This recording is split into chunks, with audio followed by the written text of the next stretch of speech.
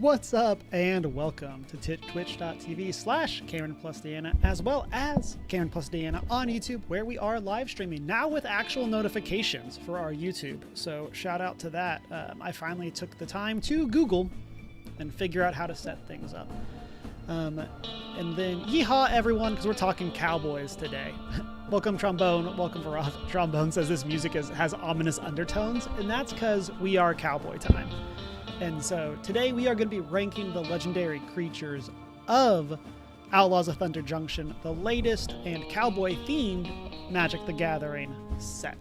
So I've been experimenting with these formats for how we want to do our rankings for a while. This, of course, goes back to First Geek 411 as well, where Chris and I used to pick our top 10 cards from the set and chat about them there. This is kind of evolved out of that. In the past, I've tried to go through like all of the cards and talk about which ones I'm excited about adding to my decks. And that just kind of has become way too much. And so instead of doing all of that, we are going to just be looking at the legendary creatures. And then, time permitting, we might go look at some more stuff.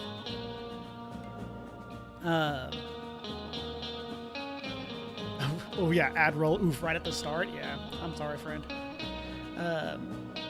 And so, yes, it is Cowboy time. We are going to be having a lot of fun. And so there's, 52 cards instead of us trying to talk through several hundred of them. And then I stole this from MTG Goldfish. We are going to be ranking these cards in a tier list. This is very much inspired by Tomer, aka Budget Commander's tier list that he does for every set. And so we're going to be taking these cards and putting them into this tier list.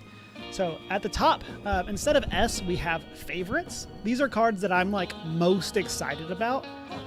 They could be cards that I'm like most excited about playing, or they could be cards that I'm just like hyped that they exist. And then the next up are commanders. These are cards that I would want to play as the commander of a deck. 99. These are cards that I'm excited about playing in the 99 of one of my decks. And then we have good but not my thing, aka the I can't wait to lose to this category. Then we have meh and bad. And so those are our tiers for this tier list. Also shout out to whoever it was that built this on Tier Maker. I appreciate you. You're the best. And so I am very excited to go through this. Again, only 50-something cards, and then we'll see what happens from there. We do have our handy-dandy breakdown of all of my decks, as well as the cards that I am interested in adding to them. I don't necessarily anticipate us doing too much with this, other than just kind of talking about some of the decks that I have, and cards that I think maybe are similar, have fun overlaps. But I did want to have this open just in case. And then, of course, we do also have my Architect profile. This is the loose collection of deck lists for what I have. And so not everything is on here. Not everything on this list is a deck that I have. And so Trombone says, I keep forgetting your dedication to MTG, and I'm constantly in awe each time you see it. Yeah. I gotta say, this spreadsheet right here has got to be one of the nerdiest things that I do. Of like just the amount that I put into like maintaining this list. And like on occasion I'll get bored and I'll just go and put like a whole column of this into like a site, and then just go through all the cards of like which one of these do I actually still want for this deck and stuff like that. Yeah, this is definitely like peak geeky Cameron. And so, like this and shout out to Trombone as well for D&D later tonight. This and then the spreadsheet I have for our D&D campaign of all of the characters, all of their affiliations, and all of their like activities that they take part in is also like crazy geeky, and I love all of it. And so, and then trying to think what else. Oh yeah, and then as we just clicked through, obviously on here, like, what is this? A stream for ants. And so we're gonna have the list over here where we'll be going alphabetically through the commanders, just, you know, so we can actually read. And so, trying to think if I had anything else before we got going. I don't think so. Although, sorry, I'm trying to do OBS. I'm still trying to figure out exactly how to do stuff now that we're now that we're multi-streaming and stuff. So, okay. Yeah, okay. I think we're good to get going. Chat, as we're chatting Magic the Gathering, obviously that's not everyone's cup of tea, but I do want to hear favorite like Western or Western adjacent show, episode, movie, things like that. We also got some ambient cowboy in the background going on. Hopefully that doesn't get this taken down. The playlist says it's royalty free, so we'll see. And then also, what's everybody playing? After last week, I've been playing a good amount of Diablo 4. I'm in like the mid 30s now. I think I'm level 34, and then have been playing through Final Fantasy VII Rebirth, where I'm now like 65 hours into that game. And so River with a gun in Doctor Who, let's go. And Firefly in general, nice. Believe Cinefix rated this movie as the #1 Western of all time. Star Wars A New Hope. Yeah, I mean, Star Wars is just, and this kind of is like Firefly. They are just Westerns with, instead of horses, you have spaceships. And so, yeah. With that, let's jump in. And again, we're not going to go necessarily too much into the lore for all of these, but this is the idea of Thunder Junction. It's this brand new place that's mostly barren and has kind of become an outlaw wasteland now that magic omen paths have happened. And so this is their like bad guy set. And so there's a whole bunch of characters from various places in Magic lore that show up here and get new cards, despite this not being their home.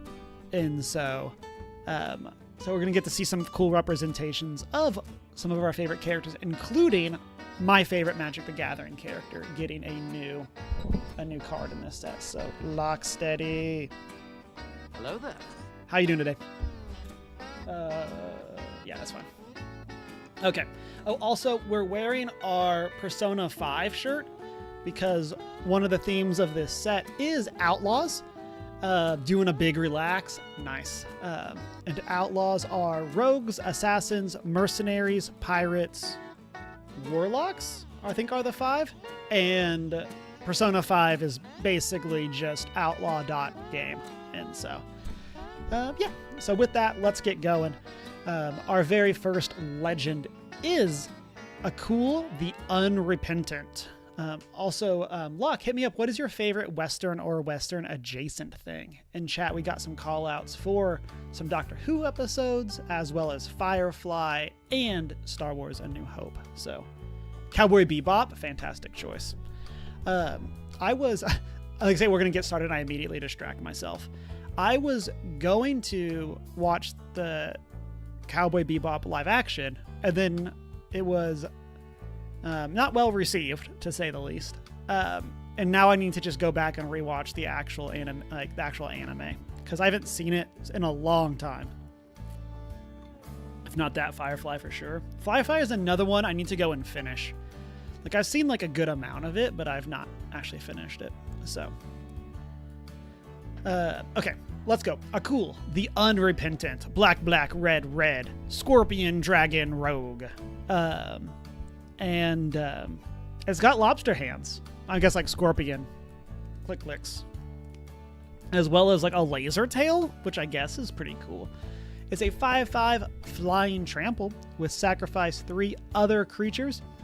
You can put a creature card from your hand onto the battlefield, activate only as a sorcery and only once each turn. Did you ever tell me about your first Firefly experience? I don't think so, Trombone. I'm very interested. So, yeah, so Akul, very strong. The fact that it's not sacrifice non-token creatures, so like something like it's Hordling Outburst, right? First try. Wow. Okay. Yeah. Yeah. Whoa. We are not in English. Okay. I was like, that did not seem right. And so I wasn't sure if I was just having like a streamer thing of like not expecting what I saw and then got confused. But yeah, So 3 mana, create 3/1/1 goblins on turn 3. Cast a cool, sacrifice those 3 goblins, and put gigantic creature into play.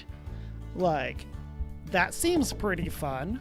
On top of the fact that they're just a 5/5 flying trample. You do obviously need to be able to have cool creatures in hand. So, like, you need some pretty cool card draw. And then you need the ability to, again, just constantly have stuff in hand, which is, like, by no means impossible. But you have a really cool, like, red-black aristocrats strategy there. Things like Mayhem Devil, Priest of something, Priest of the Fell, Priest of the Fell, nope, Priest of, there you go, Priest of the Forgotten Gods. I was confusing that with Priest of the Fell Rites, which is not playable in that one. So Priest of the Forgotten Gods lets you sack 2 creatures to draw cards. If opponent lose a life, sack a creature, then you gain black and draw a card. So you have lots of cool stuff like that you can use to, like, power them out, or power up your card draw that all fits with your strategy. And then just use this to do, like, insert gigantic dragon here, or gigantic demon here. And there's just, like, a lot you can do with that. So a cool is definitely in the, gotta find them, there we go, is in the good but not my thing category of, like, they're a very cool card that I fully anticipate getting destroyed by in a game of Commander. I don't specifically have the desire to build them, but they do seem very cool. And so, let's see. So you were depressed, home alone, and late teenager, sleep deprived, and binged Firefly with mental breaks. Less than 2 hours sleep, and you were encouraged to watch Serenity. Not the best combo when already being emotionally upset. Oh no, yeah. That's a lot to go through, especially in that state. Okay, next up, Any Flash, the Veteran. 3 red, green, white. For a 4/5 human rogue. She does have Flash. Like, this is going to be the biggest mistake ever if Annie Flash did not. But when Annie Flash, the Veteran, enters the battlefield, if you cast it, return a permanent card with mana value 3 or less from your graveyard to the battlefield tapped. When it becomes tapped, exile the top 2 cards of your library. You may play those cards this turn. So this is really cool. I like Annie a lot. I like the ability to, like, kind of like Grave Titan, or not Grave Titan, Sun Titan, something. Get something back from your graveyard when she enters, as long as she was cast. And then, like, kind of the impulse draw that you can get. It is only this turn, so that does kind of add some challenge to, like, using that effect. But, like, it is cool that you can, like, flash her in, get something back. And then you can, let's see, do we have one here? Yeah, we have, like, the things that you can saddle, which are, like, kind of like vehicles. But you can tap a creature to saddle a creature, and then you get a benefit for doing so. So even if you can't attack with Annie, you can saddle to do that, which is cool. I think for me, wrong way, I think Annie would be a solid in the 99 card of, like, I don't necessarily find myself wanting to build her as a commander. Just 6 mana is a lot to start with for a commander that's kind of value-based, but having her in the 99 of a general, like, Naya list, I think would be really cool. I love her art as well. Like, the way that they're doing guns on this Western plane, where, like, Magic likes to avoid having, like, actual, like, modern weapons like that, I think is super cool. It's gotten called, like, the Halo Energy Sword. And you know what? I'm in. I like it. So let's go on. Let's see. We got Baron Bertrand Greywater, the most villain name to have ever villained. 2 white-black for a 3/4 Vampire Noble. Again, we are so villain right now. Whenever one or more tokens enter the battlefield under your control, create a 1/1 black vampire rogue creature token with lifelink. This triggers only once each turn. So if you make a token, you get a second token, but only once. And then you can sacrifice a creature or artifact to draw a card. This seems really cool. I like Baron.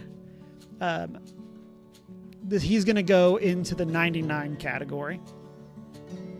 And like the biggest benefit of that is that Baron is a vampire and makes more vampires. Like I talk about this in most of the streams, but like one of my favorite decks is Edgar Markov Vampires. And so like there's just like so much that you can do when you're pumping out like a bunch of vampire creature tokens.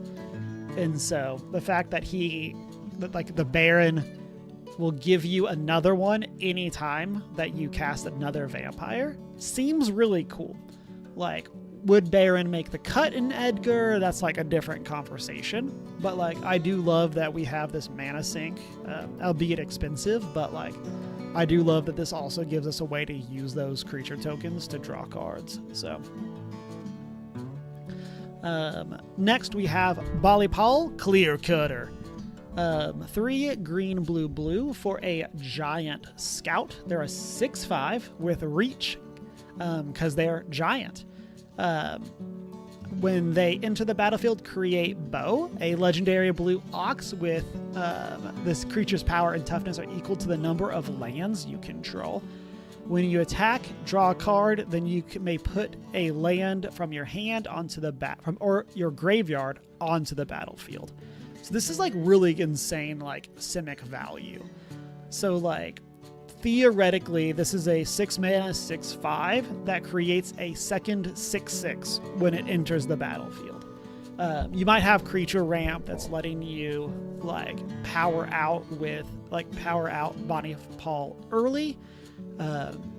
But like theoretically, the 6 mana 6/6 attached to or 6 mana 6/5 attached to a second 6/6, and then like it kind of does like a Euro or Uro, where like you attack, draw, put a land into play. It doesn't gain life, but I do like that this lets you take a land from your graveyard onto the battlefield. So it works well with like fetch lands and things like that. On top of just like, this is a solid like ramp piece of like, this doesn't have to attack for you to get that value. You just have to attack with something.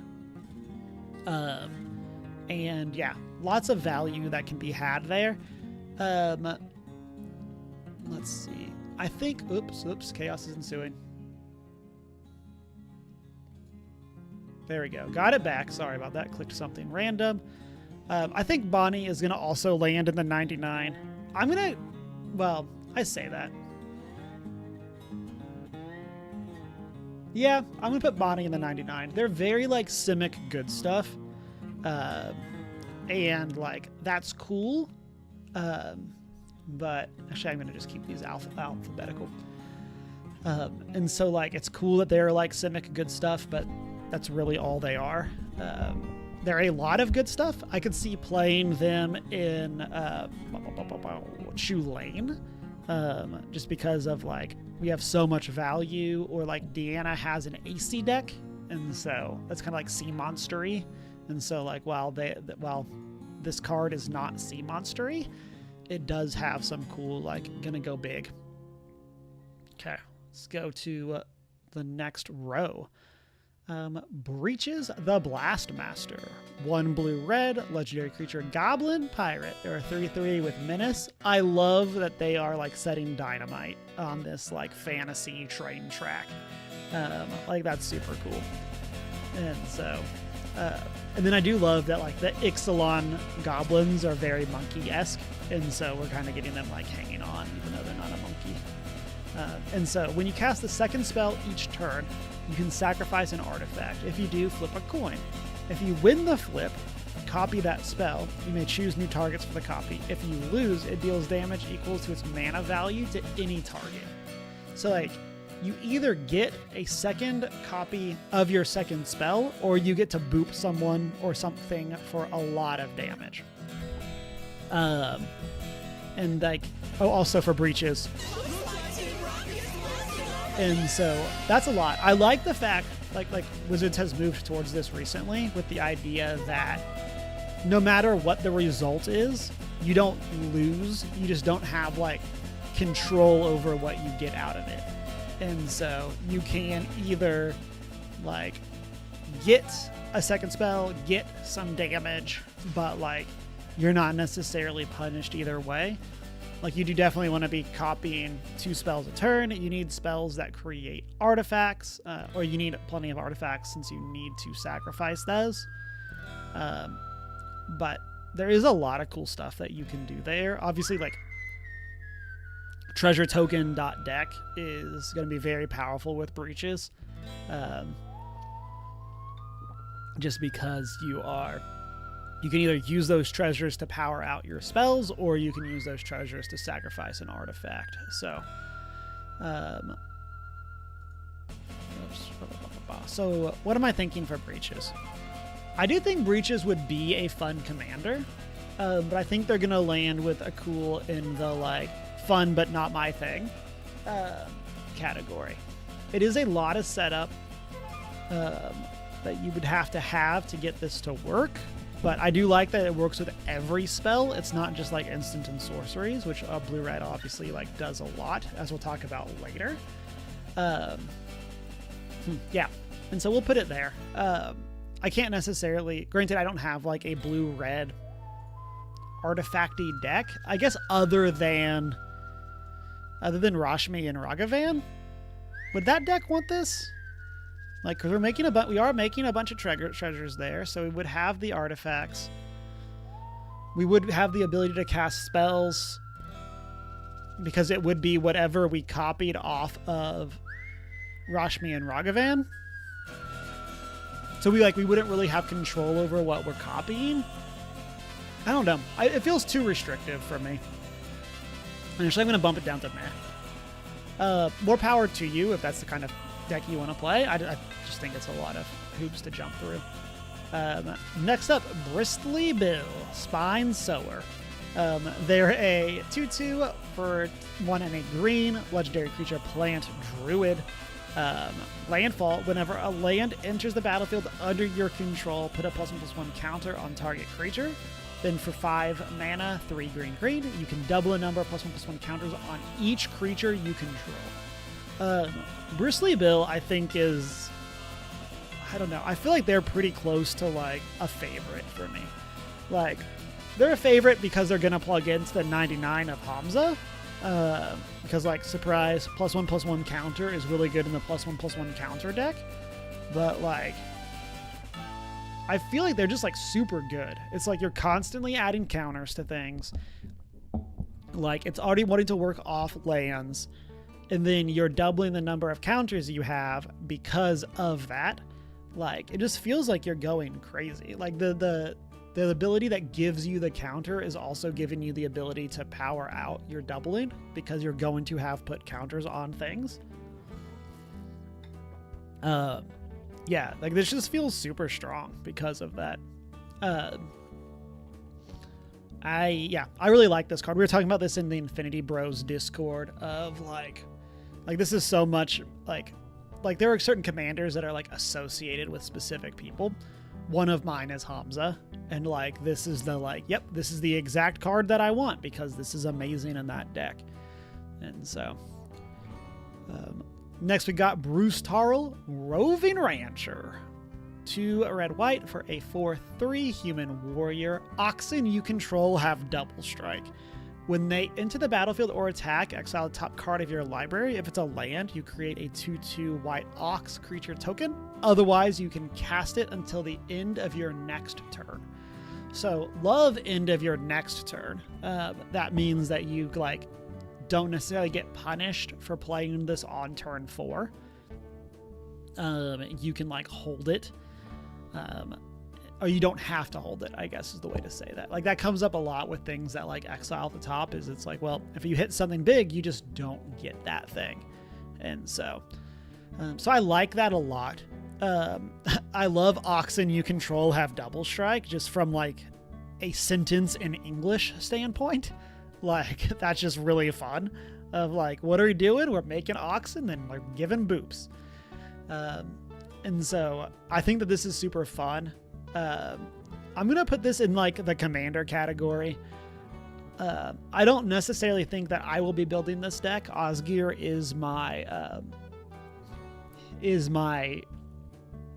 Naya or my Boros deck of choice, but like I really like Bruce Tarl, and I will probably build this on MTG Arena in Historic Brawl, just because I need to say Oxen you control have double strike as much as possible, and so that is just like the place that I want to be in my life.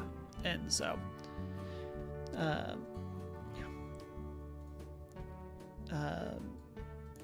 yeah, next up we have Calamity, Galloping Inferno, a plus name. And also I've vented about this before. It is like one of my bigger complaints about Magic, but I really don't like the fact that a lot of times when you see a character riding on something, it's never about what they're riding on. It's always about the person. So I do like that we're getting the inverse of that here. Like, we don't care about this like spirit thing that's on fire. This is all about the horse. Like, let's go. I'm very in for that. So for red horse mount, there are 4/6. Things with the mount creature type means that they have saddle, which we'll talk about in a minute. So Calamity has haste, and then when they attack while saddled, choose a non-legendary creature that saddled it this turn, create a tapped and attacking token that's a copy of it, sacrifice that token at the beginning of the next end step, repeat this process once. So saddle, if you played Magic before, is like crew, and so you get to tap a creature to then saddle your mount, and then you get this effect when they, in this case, when Calamity attacks. So like, you saddle with a 1/1 goblin token, going back to our Hordling Outburst conversation earlier. Then you attack with this, then you get 2 1/1 goblin tokens that are tapped and attacking. So like, Calamity is super good if you are playing creatures that have enter the battlefield effects, because then you get 2 copies of that creature, and they are tapped and attacking, so they will go away. But then it also works well if you have a way of doing something else with those tokens, like sacrificing them or like doing something crazy with a cool. So there's a lot you can do there. I really like Calamity. It is not my favorite of the mounts. We'll talk about that later on, but I do think they're really cool. I think it's a fun design space, and so I'm gonna put Calamity in the 99. Like, they are very fun, but there's another card from the Dungeons and Dragons set that does something kind of similar with attacking to make tokens, and that one actually works with legendaries, and so I can't necessarily see playing Calamity over that. But I do like that it exists, and I like the shout out to the actual animals. Let's see. Next up, more blue-green. We have Doc Arlock, Grizzled Genius. I've made my stance on puns well known, because they are a 2/2 or 2/3 for green and a blue bear druid. Spells you cast from your graveyard or from exile cost 2 less to cast. Then plotting cards from your hand cost 2 less. So plot is a new mechanic. We'll see it once we get down here to this little guy as well. But basically, plot lets you set a card to the side. It is now out of your hand. Then on a future turn at sorcery speed, you can cast it for free. And so it's similar to Foretell, except Foretell is typically at a reduced cost when you cast it, or to foretell it. And then this is just free, but only at sorcery speed. So you can't plot a counter, or plotting a counter spell isn't great. So this is cool. I do like Doc a lot. I think that they are meh, um, just in the sense of like they do stuff, but like this is one of the reasons I like Hamza, is like Doc doesn't do anything to exile cards from your hand or plot cards. Like they're the uncommon like signpost for draft, but like they are fun. I just like don't think they're good. This makes me kind of feel bad for Breaches. So I do think Breaches is a much more interesting card than Doc. Okay, I'm gonna go with my gut. We're gonna bump Breaches up to back to the good but not my thing category. And then we'll leave Doc and meh. Yeah, again, I think it's fun. I can see this going in some decks of mine. Like, I could see this going in, like, going to the colors. Oh, no, it does work for the colors for the 13th Doctor and Yasmin Khan. I need to put their images down here. So, like, I could see that going there because that's a deck that's all about casting cards from not your hand. Which is typically graveyard or exile. Those are just the two easiest other places to cast things from. But yeah, it's not a card I would be excited to play, as cool as or as interesting as I think it is. It just would be a role player in a deck. So next up, the evil stepmother, Iriette, the Beguiler. And so one of the things, this might be our first. Oh no, we had Breaches. Yeah, so a lot of the characters for this, since this is like outlaw themed, their epitaph is like their role on the team. So like Annie Flash is the veteran member of the team. Breaches is the blast master. Then Iriette is the Beguiler. So I think that's cool, really cool. Obviously Magic has a lot of epitaphs when it comes to their creatures. But I love getting to have it be like, well, what is their role on this outlaw crew? So Iriette is 1 white, blue, black for an Esper 4/4 human warlock with lifelink. When an aura you control becomes attached to a non-land permanent an opponent controls with mana value less than or equal to the aura's mana value, gain control of that permanent for as long as that aura is attached to it. So this lets you cast auras to steal your opponent's stuff, or steal your opponent's non-lands, and then you gain control of it for as long as it is enchanted. So it's cool because if Iriette gets destroyed, you still gain control of it. It's a fun take on the Esper theft deck. I don't like theft decks. I tend to not be received well, I guess is the way to say it. A lot of people, for obvious reasons, don't like their cards being taken from them. I say as someone who plays multiple decks that do this, including my Esper deck being Kamiz, has like a play your stuff sub-theme. And so I think this card is good, but not my thing. I find Iriette there. But I could see people really enjoying this, but I do feel like you have to be ready for the table to not let you do your thing. People are not going to want Iriette to be around. They're going to not want you to enchant their stuff. Most people would rather have their own stuff be destroyed than have it be taken by an opponent. So I do think that there's something to that you're going to have to play around when it comes to this card. So next up is Iris, Roar of the Storm. This is our first commander deck card. This is the this is the backup commander. I believe it's called Quick Draw, which is the blue-red precon. And so this is all about casting instants and sorceries, as many blue-red decks are. And so when they're 8 blue-red for a 4/4 elemental warlock. They cost 2 less to cast for each different mana cost amongst instants and sorcery cards in your graveyard. So ideally you're playing this for just blue-red, either by milling a bunch of things or just casting your spells normally. Like turn 1, 1 mana spell, turn 2, 2 mana spell, turn 3, 3 mana spell, and then now they're reduced. obviously there's a bunch of other ways you can put a bunch of cards into your graveyard. I do like that that reduces the commander tax for them. Then they have Flying Prowess, which is very cool. When you cast a second spell each turn, create a 4/4 Dragon Elemental. Creature token with Flying and Prowess. I really like this. Iris is definitely going to be a 99 card from me. They're over here. I play Veyron as my blue-red deck. They're going to be over here. And so I really like this style of card. Blue-red, when you cast spells, get stuff deck.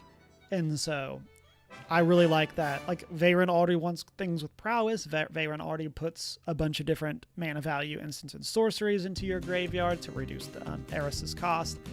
And then, like, as long as that second spell is an instant or sorcery, you would get 2 copies of this, and you'd make 2 dragons with flying and prowess, which is pretty cool. So I really like this. Veyron does have issues closing out the game. It can definitely dirtle. And so having something like this that's pumping out 4/4s with flying is definitely a huge advantage for that deck. Next, Ethra Joe, Frontier Mentor. 2 red-white for a 2/4 core advisor. I believe this is the signpost uncommon for Boros in draft. When they enter the battlefield, create a 1/1 red mercenary. Creature token with tap. Target creature you control gets +1/+0 until end of turn. Activate only as a sorcery. And then when you activate an ability that targets a creature or player, copy that ability. You can choose new targets for that copy. I like that. The fact that, like, it gives you, like, so compare this to Dock. So, like, Dock is a pretty good payoff, but you have to have some way of doing that. Eartha gives you the thing that then can trigger its own ability on the next turn. So, like, theoretically, turn 4 you're playing this, you're getting the 1/1, and then on the next turn you're attacking with a 4/4 Eartha. I do like that more than the bear. But maybe I need, like, maybe we need to, what if we redo these? Let's change this to meh. And then we're going to have, like, a fine category. Like, cards that are, like, I think this is fine. Like, and then cards that, like, they're meh. I'm not into those. And so it's like, if we're thinking about it, like, favorites are our S tier. Those are our 10 out of 10s. The Commander and 99 category are, like, those are my 9s and then kind of respective for what they are. And then we have our good but not my thing. Those are my 8s. And then here we have fine, which is 7, meh, which is 5-ish. And then, like, we would theoretically have bad if we had something bad. Okay, next up, Jarrett from the Infinity Bears, favorite character, Fibblefip, lost on the range. Love that Fibblefip has finally gotten to explore more of the multiverse. Totally lost, but they are there. So 1 blue for a 1/1 Homunculus. And so they have Ward 2, so if you target them with a spell or your opponents target them with a spell or ability, they have to pay 2 where that spell is countered. Then you can look at the top card of your deck at any time. The top card of your library has plot. Its plot cost is equal to its mana cost. And then you can plot non-land cards from the top of your library. So this lets you basically, like, cast a spell on your next turn is, like, a good way to think about plot. So, like, oh, you have a cool 3 mana spell on top of your deck. You get to plot it, so you set it aside. Then you get it for free on your next turn. So it's maybe like suspend 1 would be another way of thinking about that. I really like Fibblefip as a mono blue commander because it's not a, like, counterspell deck. Since plot has to be done at sorcery speed. Like, you can't just, like, pack your deck full of 15 counter spells like you can for Talrand. And so I do really like that. I don't know really what you're doing with this. Like, I don't know what kind of deck like wants Fibblefip as the commander, but I do think that they're very cool in that regard. I would consider putting Fibblefip in Rashmi and not Rashmi and Ragavan, in 13th Doctor and Varen, just because it's giving you great fodder to cast spells from not your hand. But I don't know. I feel like they are just they're good. I don't know if I would put them as like, they're kind of like in between this like good but not my thing. Good.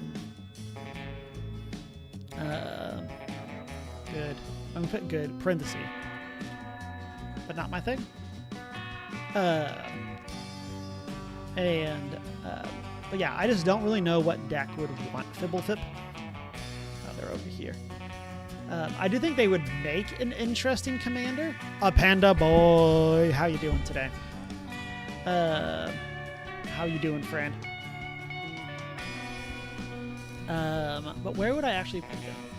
Yeah, because I think they're here. They're between one of these. I think they're going to be good, but not my thing. Like, this doesn't necessarily get me like hyped to play mono blue, but I fully anticipate playing against Jarrett's version of this deck at some point, and it being a lot of fun. But yeah, Panda, how's your Sunday? It was great hanging out with you yesterday, getting some sushi, doing an escape room. I hope you're doing great. Playing some happy little dinos as well. That was a lot of fun. Got to bust out the expansion for it. But yeah, next card. We are going to go to Felix 5 Boots. This is the backup commander for the Sultai Precon. They're 2 black, green, blue for an Ooze Rogue 5/4, Menace and Ward 2. If a creature you control dealing combat damage to a player causes a triggered ability of a permanent you control to trigger, that ability triggers a second time. So this is really good in the Saboteur style deck. When this creature deals combat damage to a player, they blank. And in a lot of ways, that this is just like an alternate version of Kamiz. So like in terms of the type of deck that you want, and then instead of having white cards, you have green. And so, but I could see there being a lot of like that style effect that you would want to have in this deck. Your things like Return or Writ of Return with Cypher, so whenever they deal damage, you would get this twice. Stuff like Unmask the Schemers. When a creature deals combat damage to a player, it connives X, where X is the damage that it dealt to that player, so you would get this effect twice. There's a lot of like that style effects. Isn't lethal because they're like separate triggers, but like this works great with Quietus Spike, of like it deals damage, then it halves their life, and then it halves that again. You would get multiple extra terms. Oh no, you don't get white for Metamai. And so like there's definitely some cool like flavor and stuff like that you can get, and some cool effects. I think that I don't know if they're coming to Arena, but I really like Felix. Also, shout out to it just being like a perfectly normal name. This is the type of deck that if they come to Arena, I will definitely want to build a deck, because I like Sultai decks that are not just Value Town. I've wanted to build like Muldrotha for a while now, but it's so hard to, because it is just, here's all these value pieces and you just have value on value. But you don't necessarily go anywhere. This one like encourages the game to end, which I really like. Yeah, and then I like Saboteurs. Again, I like the outlaw-y bad people doing stuff, make you discard cards, make you exile top cards. I get to cast them. And this also works well with like I was talking about with this, with like equipment that do things whenever the equipped creature. So like, I don't have them in this list, but let's see, you have your sword cycle. So you have your, okay, I did not do what I wanted, sort Okay, yeah, so you have like your sort of body in mind. So when this deals combat damage to a player, then you create a wolf and that player mills 10 cards. So they would mill 20 cards and you get 2 wolves. And so like, I really like stuff like that. It encourages you to play an attacky version of Sultai. And so, yeah, I really like Felix. Definitely interested in building a deck around them, at least on Arena. Fortune, Loyal Steed, 2 and a white for a 2/4 Beast Mount. When it enters the battlefield, scry 2. When they attack while saddled, at end of combat, exile it and up to 1 creature that saddled it this turn. Then return those cards to the battlefield under their owner's control. I kind of feel like this card's a trap. Like, you get to, like, Fortune has to attack. They're only a 2/4. And then they have to survive combat. And so, and up to 1 other. Saddled it this turn. I think you still get to exile the other card if Fortune gets destroyed. I think that's how that works. Let's see. Do we have a rulings for it? I don't remember if that's on. No, I'm not seeing. Yeah, so I don't know for sure if that's... my impression would be that you would get a copy of it. $9 for the extended art for this card? Wow. I feel like that is pre-ordering really high. I feel like this card is meh. Like, at best. There's so many other great ways to blink that doesn't involve putting, like, this card at risk. That, like, it feels like way too many hoops to jump through for not that great of a payoff. Like, and like, if they're your commander, like, you're stuck in mono white, which really limits what you have that you can blink. So, like, sure, you can get, like, one of the swords with, like, a Stoneforge Mystic, but, like, you just don't have a ton of options. I could see them being okay in the 99 of a deck. In which case I would kind of say they'd probably just be fine in the 99. But, like, I don't know. They seem mad at me. I could be missing something for sure. And I could definitely get blown out by this card, but bring it on. Next, Geralf the Fleshwright. All the way from Innistrad, resurrecting zombies, or not, building zombies, I guess is his thing. So 2 and a blue for a 2/3 human warlock. When you cast a spell during your turn, other than your first spell that turn, create a 2/2 blue and black zombie rogue creature token. Then when a zombie enters the battlefield under your control, put a +1/+1 counter on it for each other zombie that entered the battlefield under your control this turn. So you cast whatever spell, Geralf, then you cast your second spell, which preferably is a zombie. That creates the zombie token, which then your actual zombie enters the battlefield. And the actual card you cast gets +1/+1 because another zombie entered the battlefield for it. And then if you can cast your third spell, but a second zombie, like, you get another token, which gets pumped, and then you get even a bigger pump on that other card. I think Geralf is, like, super good. And maybe this is the, like, I play Wilhelt thing, but, like, this just seems like so much power and toughness. You say you're building zombies. I thought this was a cowboy deck, cowboy zombies. And so, yeah, they're a warlock, I guess. They're outlaws. But, like, this just does so much, like, puts so much onto the battlefield for what I feel like is a very low, like, a low cost. Compared to Fortune, that I feel like you had to jump through hoops. Like, Geralf just feels like you're going to zombie value town, which is a fun place to be. And so I think that they're going to be a 99 card for me. I don't think that they don't interest me in playing them as a commander, but they do really interest me for their abilities in the 99 of a deck. And so just because I say all of this, how many blue zombies even are there? This is like zombie We want only blue. There's 51 blue zombies. Like, that's a good amount. Like, typically, if you're playing a Kindred deck, you want around 30 of that thing at a minimum. So, what are the top tourist attractions in Zombie Town? Is this going to be a pun trombone that's going to make me sad? Something brands? I don't know. What are the top attractions in Zombie Town?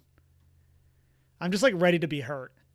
Like, I was watching Trombone stream earlier today, and she was like, "Oh, I clipped something for you."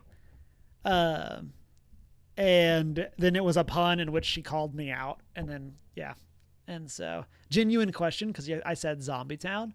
Okay, so if you're a zombie in Zombie Town, I feel like one of the big attractions has got to be like the viewing area of said Zombie Town. So like wherever the non-zombies come to watch, that's where you want to be as a zombie in Zombie Town. So like that's where you like bury yourself so you can erupt out of the ground, catch a random person that was not ready.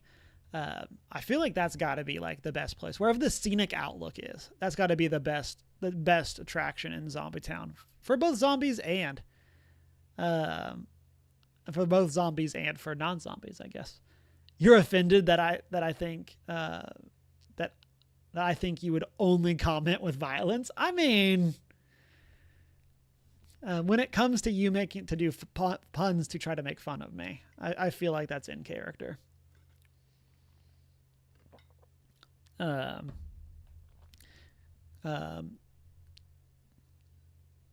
Honestly, why would Trombone steal my job? Lock. And so, did our music end? It did end. Let's restart the music.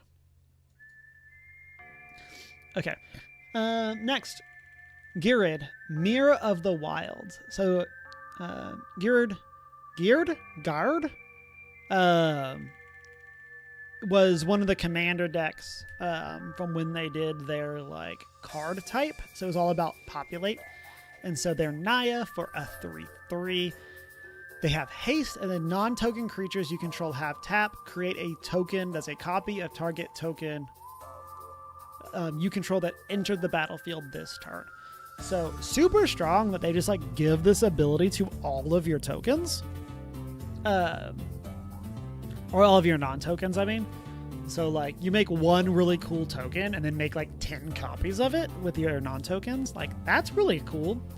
I like that a lot. This also works very well with... Is that better? That's a little bit better. Works really well with your mana dorks in the late game, because like if you don't need them to make mana, you can just turn them into other cool tokens, like tap them for that other effect. And so I feel like they're like Gerd is really cool because of that. I think that they're a really cool commander. And yeah, I like how, again, they do one of my favorite things, which is like they give you a payoff, but they don't give you a way to achieve that payoff. And so like they don't make tokens themselves. You still have to do that. But then they give you a super cool payoff for it. Okay.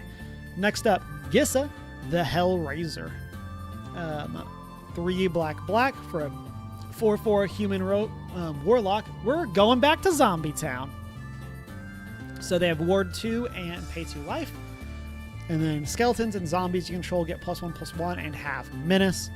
When you commit a crime, create 2 tapped 2/2 blue and black zombie rogue creature tokens. This ability triggers only once each turn. Then targeting opponents, anything they control, and or cards in their graveyard is a crime. So I love that we have this idea of like committing a crime is interacting with your opponent. I can't wait for it to be like a huge meme in the community. And then yeah, like this triggers only once each turn, but like anything that's like instant spell, target an opponent's creature, like would also get you even more tapped zombies. So like it would be hard to do this necessarily the turn that you play Gissa. There you could have something that's like taps to target something, but like theoretically you could play Gissa turn 6, play a land, pass, and then like target your opponent's stuff or your opponent's every turn for the next rotation. And have like untap with, I don't know, what is that, 6 3/3 zombies because of her pump that all have menace. Like that seems really cool. I don't think Gissa is like as universal as her brother Geralf when it comes to a zombie deck. Just because you have to also be able to commit crimes, and then 5 mana is a lot for the pump. When you play a Kindred style deck, you have to be careful about the things that you play that don't meet that criteria themselves. So like it can be really hard to play human warlocks in your zombie deck, even if they're very strong cards. So like you would really need to make sure that you're committing crimes for that to be worth it, since like attacking your opponent doesn't count as a crime. So because of that, like if Wilhelt, I'm excited for the 99. I think that means Gissa falls into the good, but either not my thing or like I think is more work than she's worth in this case.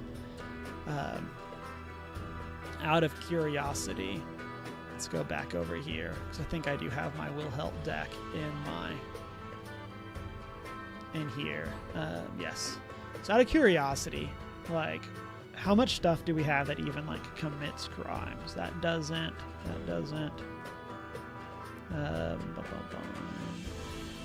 another creature. That doesn't. Speaking of Geralf, army doesn't. Even doesn't. That's a crime. That's a crime. Yeah, like I don't know. Obviously, we're going like relatively quickly through, but like there's not a ton of commit crime things happening here. Yeah, so I don't know. Exile target creature card from a graveyard. That's a crime. Target opponent. That's a crime for a Diagraph Captain.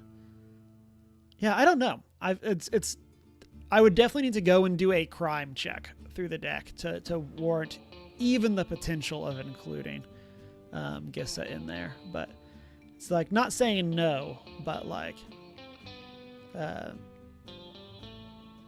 so sometimes it makes you think of the place with the Crucible and Vox Machina. Ooh, I love a good D&D Critical Role crossover. This is Zombie Town, not Crime Town. Exactly, Trombone. Like, I feel like that's the problem. Is it's like, we want skeletons and zombies, but like, committing crime, I feel like is just like, it's just like an added step. Halt, crime check time. You committed any crimes over there? Because if you are, I have to give you zombies. Okay, Gonti's back with our next card in the commander of, or the main commander of one of the precods. 2 black, green, blue for an Aetherborn Rogue. They're a 5/5 Aetherborn, so people that are not familiar with Magic. They're basically like energy vampires. And so like instead of sucking blood, they suck like your life force through your actual, or through like the magic of the world, I guess. So they feed off the actual like energy of the plane, and then they can pull that out from you. And so spells you cast but don't own cost 1 less to cast.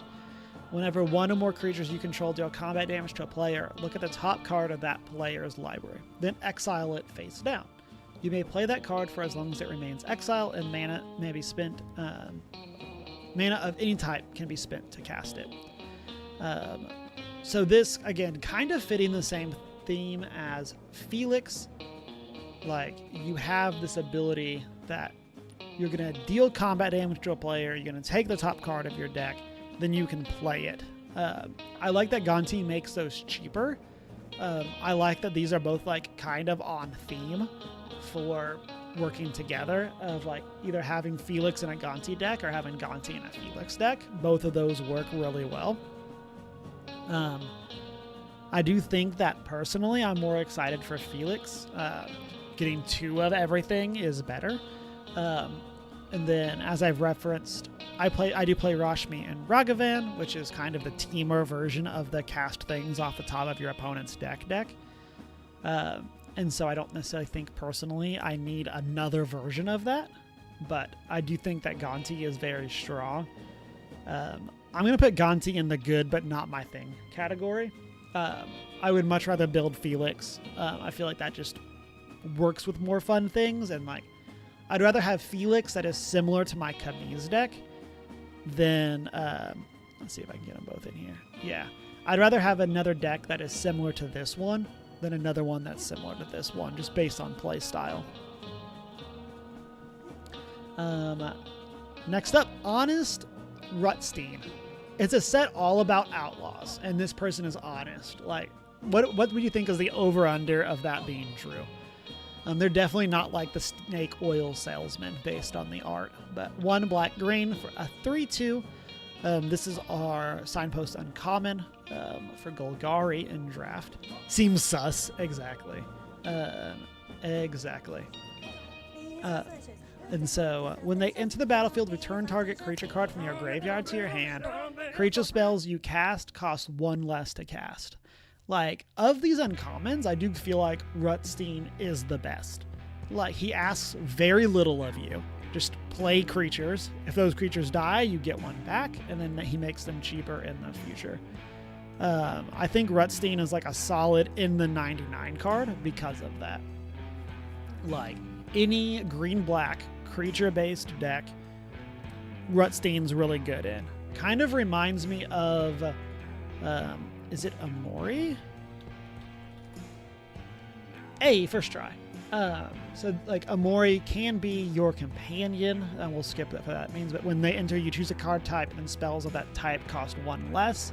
They're a 4/4 or 4/5 for 4, so they are more mana than Rutstein, but Rutstein, like, and like they're bigger than Rutstein, but like Rutstein buys you back something and then gets you that discount a turn earlier. And so I think that that's really cool. Human is also a much more, well, I say that. Oh no, they're Amari is an ooze. I thought they were an elemental. It's like human is a much more relevant creature type than ooze. And so I really like Rutstein for that. And I think that they would be like a solid inclusion. Again, in just about any green-black deck.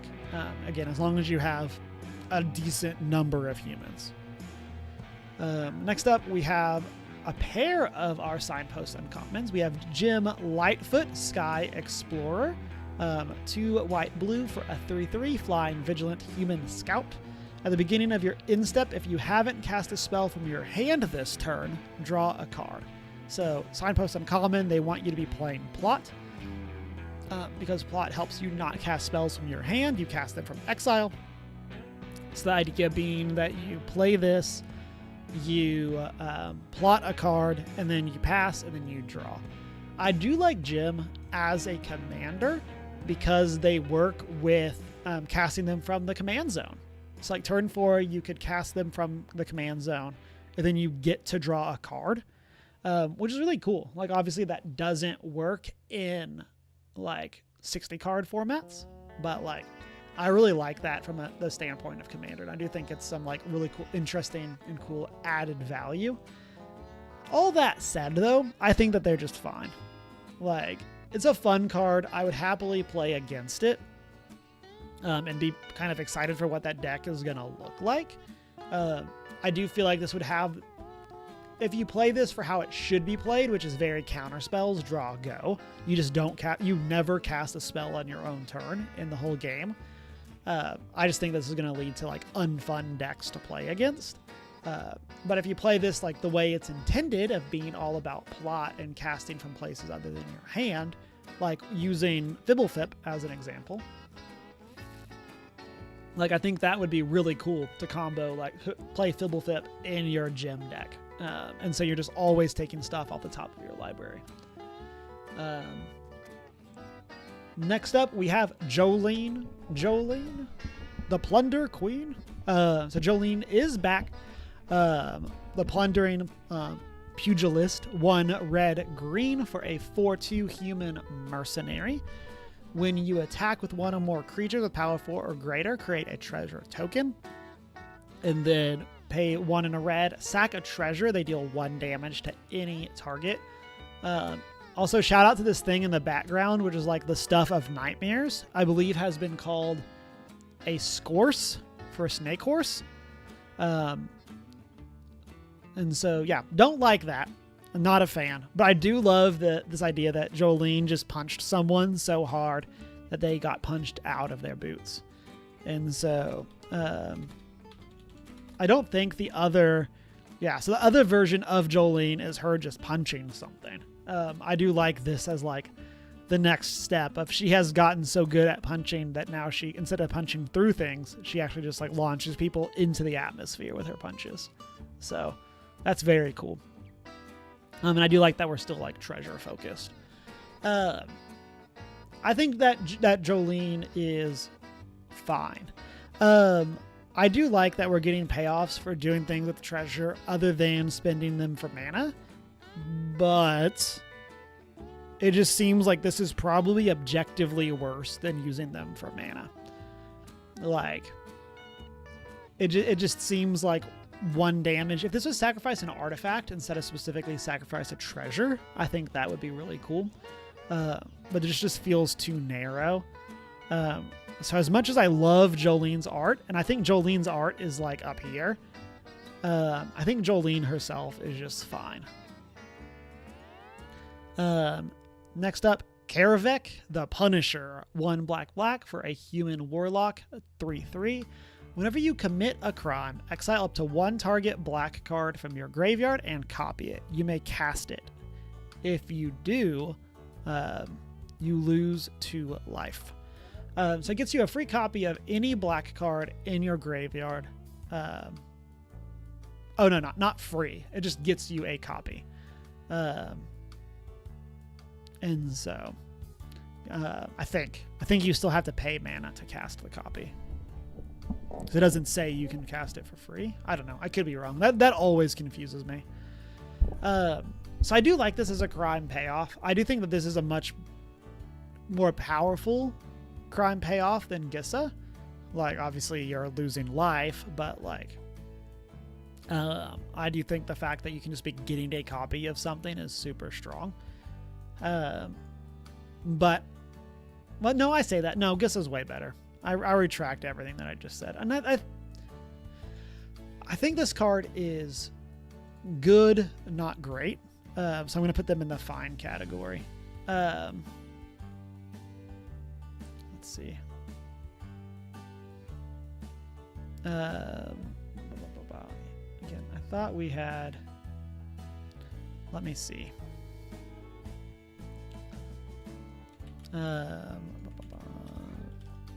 Release notes. Okay, let's go to the release notes. Are they in there? Yes. You may cast a copy while its ability is resolving and still on the stack. You can't wait to cast it later because you're paying the spell's cost. If it has X, you choose the value as normal. If you don't want to cast a copy, you can choose not to. Yeah, so you are paying for it. Okay, yeah. So I do think if you have to pay for it, it's just fine.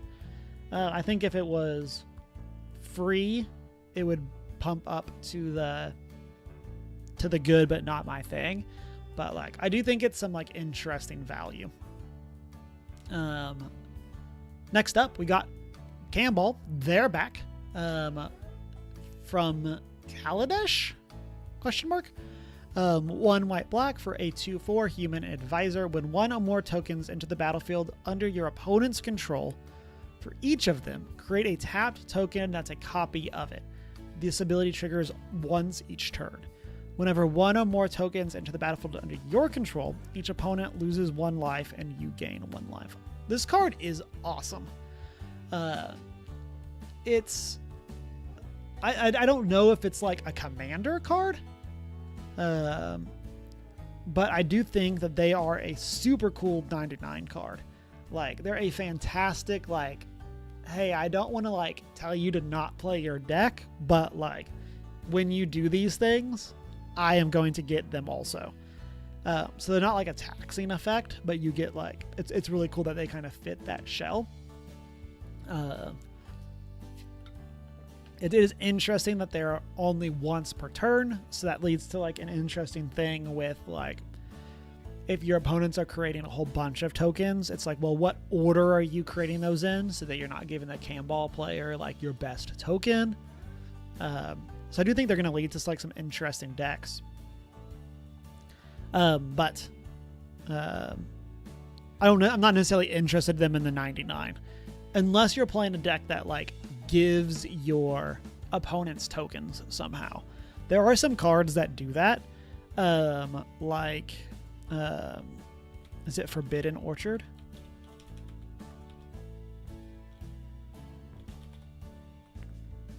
Yeah, when you tap it, target opponent creates a 1/1 colorless spirit. So like you can use that to give your opponent a spirit, then you get a copy of it and you drain each opponent. It's like that is pretty cool. So if you're playing that style of deck, I'm in. But the actual like taxing lockdown version that I think this deck would go to, a bit less interested in that. Next, our recent Magic protagonist, Kellen the Kid, on the search for his father that he finds in this set. I love this art. Mangali does amazing stuff, and this is yet another amazing piece of art from her. Green, white, blue for a 3/3 flying lifelink.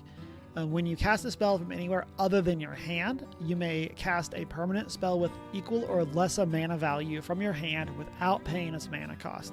If you don't, you can put a land from your hand on the battlefield. So this card, I feel like, is a fixed version of Chulane. So Chulane was whenever you cast a creature, you draw a card and you can put a land from your hand onto the battlefield, and that just triggered like crazy. Like it wouldn't be uncommon to get, since that ability like feeds itself, because you can use those mana to use the mana it gives you to cast more spells, more creatures. Like you can kind of go off with it. Whereas Kellen, like you need a way of exiling something, and then you need something in your hand with lesser or equal mana value. I really like Kellen because of that. I think that he's a very good card. I'm going to put Kellen in the commander category. This is one, again, at least on Arena, I'd be interested to build. I don't necessarily know if I would convert my Chulane deck as like my one Bant deck into a Kellen deck, but I would be very excited to see how this deck plays. Yeah. Next, Kiri, talented sprout. Kellen is also very good with plot. Because that lets you exile a card, and then you get to play it for free, which then gets you a thing, and then you can use that mana. And so they kind of self-perpetuate off of plot. Kind of similar to... who was it earlier? Now I'm not remembering what card I'm thinking about. Oh, maybe I was just thinking of Jim. And so like they kind of both have that same value of like you're casting things from not your hand if you're using plot, which then lets you use your mana to plot more things. And so, yeah. So that's very cool. Obviously also works with things like Foretell, Flashback. They feel very Doctor Who, just for how those decks ended up. A lot of them are very focused on casting from weird places. Or decks in weird ways. So a lot of the plot-based cards feel like they'd fit very well in those Doctor Who decks.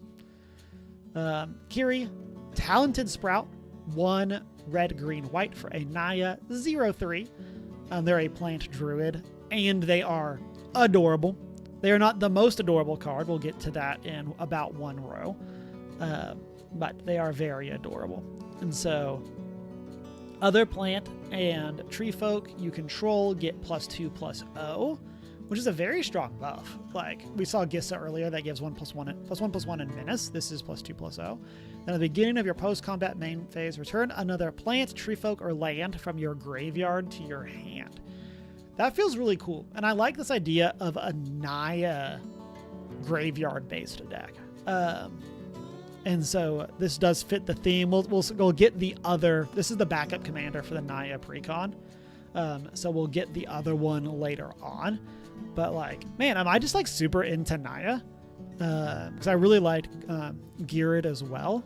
But like, I feel like they're a plant, like Kiri, or they are a plant. I guess that is an accurate statement. But I feel like Kiri is like super good because of that. It is kindred, which is something that I like. I love decks that want you to play specific creature types. And then I like that this is also like graveyard based. It lets you get your stuff back. It doesn't necessarily feel oppressive in that, but like it encourages you to attack in ways that trade your plants and tree folks, and you can get them back in your hand and recast them. Yeah, like that feels pretty fun. Let's go. I could have just clicked over there. I want type plant, tree folk, and then I want green white. Oops, nope, I want this one, green white. Like, what are we looking at here? 0.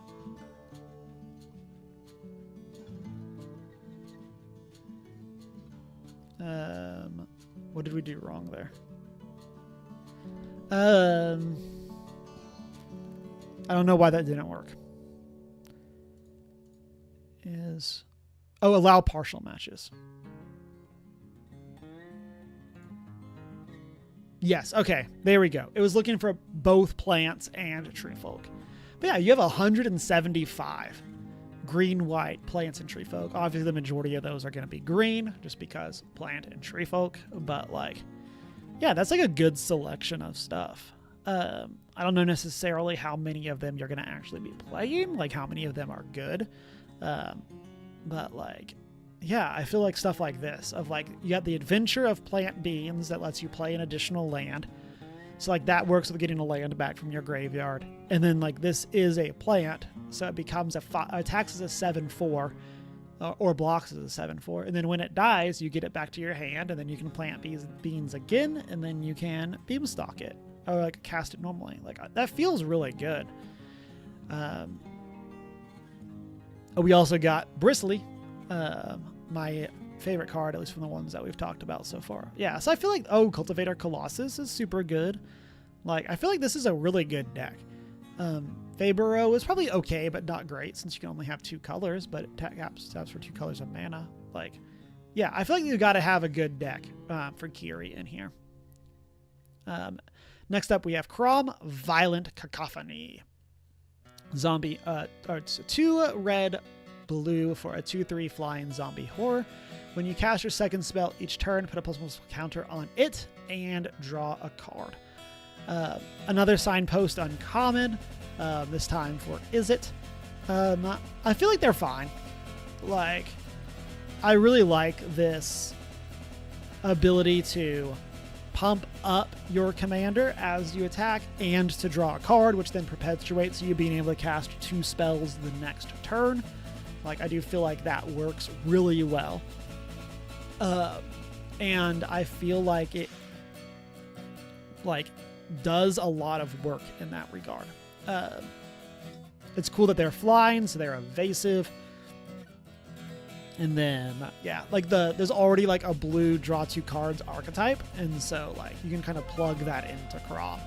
And so I like that as well. And again, this, like, it doesn't solve the full puzzle for you, but it provides you with like some really cool pieces.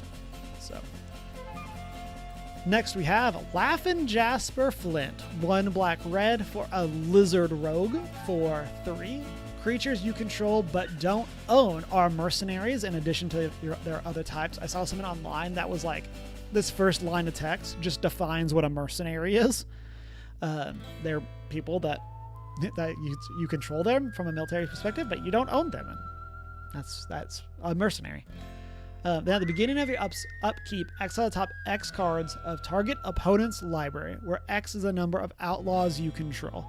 Until end of turn, you may cast spells from among those cards, and mana of any type can be spent to cast those spells. So outlaws are rogues, pirates. What is it? Rogues, pirates, mercenaries, warlocks, and what is the last one?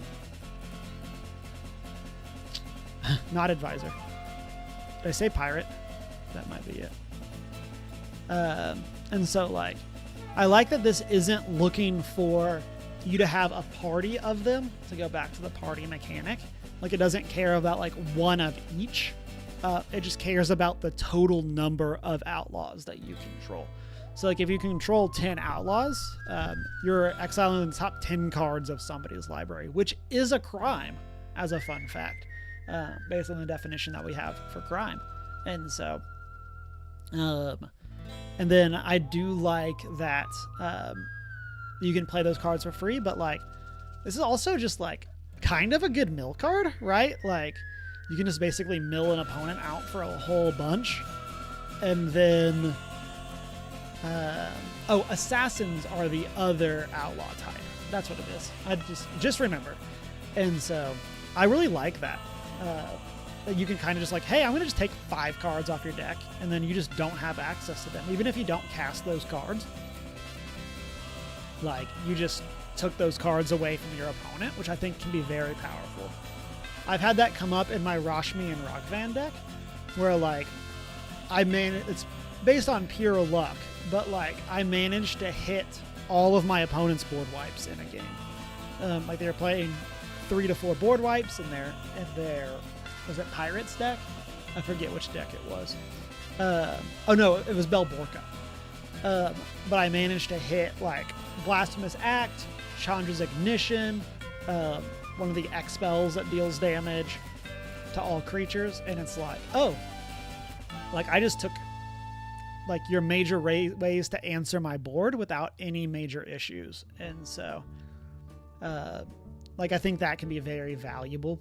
Obviously, you don't have control over that. That's kind of like a victor's, like the victor writes the history kind of thing. But, like, Jasper seems really good because of that.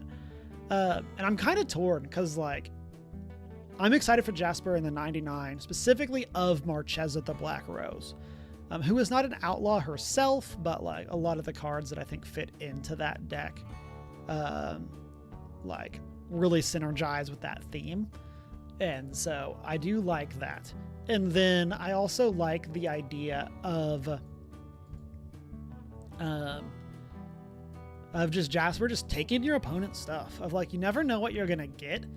I do kind of wish Jasper was any player, so you could target yourself if you wanted, but that might be too good. But I really like Jasper. And then on top of that, they're just like a 4/3 for 3, which, like, I feel like is super good. I might have to sneeze. No, we're good. Yeah, so I really like Jasper because of that. They're close to, like, a favorite for me. Marchesa is another one of the decks that is, like, associated with me. And so I really like Jasper because of that. And they're kind of close to being a favorite just based on that. And so... next up, Lazav, Familiar Stranger. 1 blue-black for a 1/4 Shapeshifter. Whenever you commit a crime, put a ++1 counter on Lazav, and then you can exile a card from a graveyard. If a creature was exiled this way, you can have Lazav copy that card until end of turn. This ability triggers only once each turn. So while Lazav cannot perpetuate their own ability, it is interesting that, like, if you commit a crime, you trigger Lazav, who then, as long as you exile a card in an opponent's graveyard, commits a second crime. So if you have other crime payoffs, like Karavek and, like Karavek and Gissa, like, you can have some really cool payoffs there of, like, you basically are getting, I guess Gissa's once per turn, right? Yeah, only once each turn. So this works better with Karavak, but, like, this does give you 2 crimes in 1 turn, which I do think is pretty cool. And then, kind of in classic Lazav function, he turns into a copy of something. I love the art of this card where, like, all of the people in the back, all these people that are wanted are just Lazav. And it's kind of just been like, what has Lazav been up to that he is, like, getting in all of this trouble. And so I like that a lot. It seems super fun. And yeah.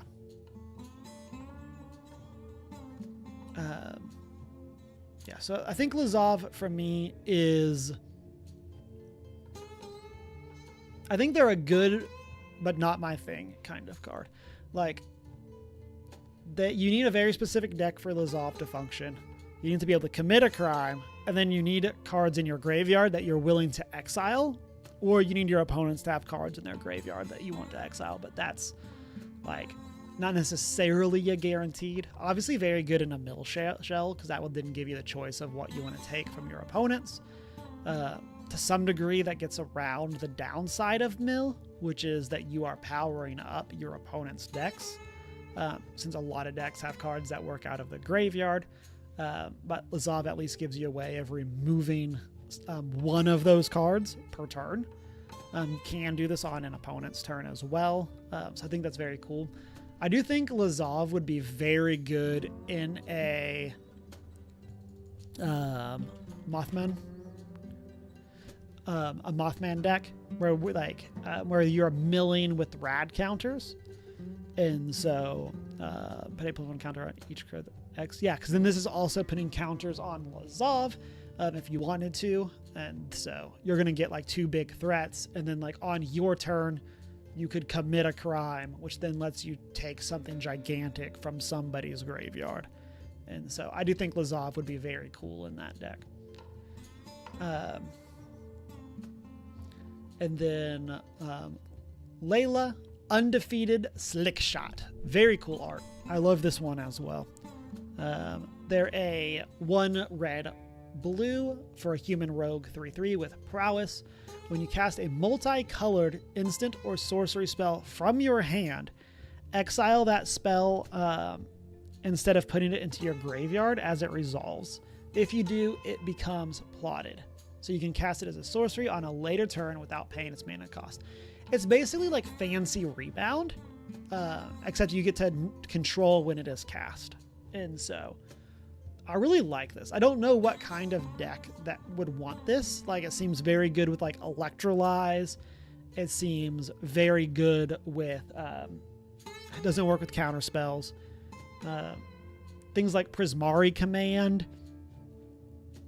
And so like all of that seems very cool.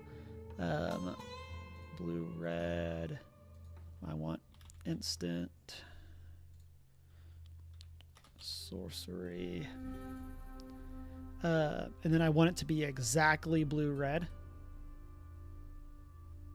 Okay, that's not what I wanted. Including these colors? No.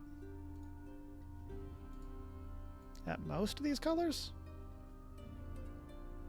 No, that is not. That is not. Oh, partial matches. It's the exact same problem I did last time with the creature types. Okay, so that's that. Then I want exactly these colors. Yes, okay, there we go. We got there, everyone. Yeah, so something like Beacon Bolt. Deal damage equal to the number of instant sorceries you own in exile and in your graveyard. And then you would plot it, so you could cast it on a later turn, then you could jumpstart it. So you'd get like 3 casts of Beacon Bolt, and like that seems great. Call of the Skybreaker, like, I mean, 7 mana, but like you're getting a 5/5, then making a second 5/5, drawing cards and then dealing damage. Like, yeah, like this deck seems really fun. Just in the sense of like you have to be, yeah, there's Electrolyze. You have what is it? Expressive Iteration would be very cool. Obviously already like a ton of value. They're not a wizard right now, they're a human rogue. So like Flame of Enor, you only get 1 mode unless you also control a wizard, which I mean, you're a blue-red spells deck, you probably control a wizard. So like they seem really good. Oh, the Magnum Opus is the card I was trying to think of earlier. So like you get so much out of that. You do have to be playing cards that are multicolored, which like does limit what they can do. So like I wouldn't necessarily want to just like plug them into my Veyron deck, because Veyron is I don't necessarily know if they're going to have a lot of instant and sorceries, or if they're going to just have, I don't know if they're going to have a lot of multicolored instants and sorceries. So yes, like one.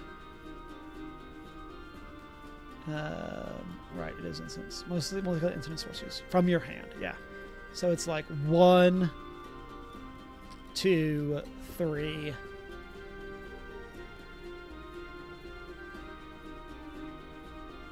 3.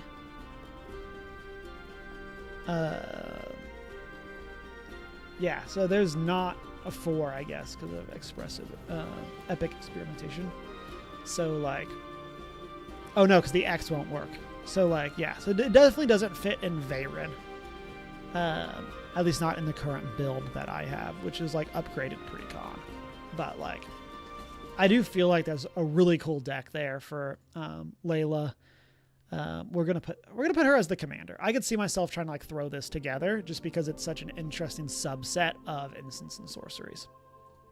Okay, next up, the cutest card ever printed. We have Loot, the key to everything. So this is one like the big plot point for the set. And let's see, can we get like, oh, like look at how cute this art is. I love it so much, and it's not just because it has Vraska in it, who's best girl. But I love this art so much. And so, I mean, yeah, the cool art, wow, only $250.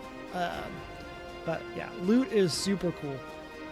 So they're a teamer, green, blue, red, 1/2 with award 1. At the beginning of your upkeep, exile top X cards of your library. X is the number of card types among non-land permanents you control. You can play those cards this turn. So non-land permanent types are creature, artifact, enchantment, planeswalker, battle, kindred, I think are the 6. And so that seems really good. Like, I mean, if you can be getting 3 cards for free here, like that seems really good. Loot is, of course, a favorite because they are maximum adorable. And I think that ability is very strong. Like, when I first started playing Commander, you had things like Outpost Siege, which is like a 4 mana get 1 card exiled off the top of your library every turn, and we played those in our mono red decks. I really feel like Loot kind of like at its worst is a better version of that. Obviously 3 colors, but like the fact that this gives you so much value. Also, surprise, another card that's really good in the Doctor decks. So, love that for them. It's also like a very open deck. Like, obviously, you can be playing. This is kind of the opposite of Layla. Like, Layla is exciting because it's such like a narrow subset of cards. Like, any Loot deck can be completely different than another. Like, you could focus on actually getting all 6 of the permanent types into play. Or you could focus on like, hey, this is like a planeswalker deck or whatever, and you're going to get your other card types just from value. And so I think that that's really cool about Loot as well. And of course, they're adorable. I need my Loot plush because I think they're going to be a major part of the story going forward. So next up, Magda, the Horde Master. 1 and a red for a 2/2. When you commit a crime, create a tapped treasure token. This ability triggers only once each turn. They're definitely trying to keep crime in check, which, you know, makes a lot of sense. Sacrifice 3 treasures, create a 4/4 Scorpion Dragon, creature token with flying and haste. Activate only as a sorcery. So it's very cool that you can turn 3 treasures into a 4/4 flyer with haste. I talked about this with Jolene of like, this seems like a very steep cost to like 3 mana or 2 mana and give up a treasure to deal 1 damage. Magna, like, take 3 treasures to make a 4/4 flyer that you can immediately attack with. Like, that seems very strong. And then like it works off you when you commit a crime, you get something, or you get a treasure that you can then use to get a dragon later. I think is super cool. I do think that Magna is going to land in the good but not my thing category, though. Just like the mono red, like treasure deck. Like, while I think that this would be a very cool deck, does not necessarily interest me as much. There's like a chance I'll throw this together on MTG Arena, especially if Annie the Amazonian does like a brawl list for it. I might just like copy her list and start playing that. Just like, I like her decks, and she does a great job at building things, and so I might just throw that together just to try it, but kind of on its own. It's not necessarily my thing. Next up, Malcolm, the Eyes. A blue-red 2/2 Siren Pirate, flying in haste, and when you cast your second spell each turn, investigate. So this is kind of similar to like Ledger Shredder, which when that one, when you cast your second spell, you connive. So this one gives you a clue token that you can use to sacrifice, pay 2 to draw a card, or just use it as a resource for something else. I do like that this is a 2-drop. I feel like that gives you some really good value. Like, it's very easy to play this, then on your next turn, cast 2 spells and immediately get this value. You also kind of get a fun thing with like the free counter spells, where it's like you play this, someone tries to kill it, you cast a free counter spell to save it, and you get a clue. I think with that said, Malcolm is just fine though. Like, I don't necessarily think they're doing anything amazing.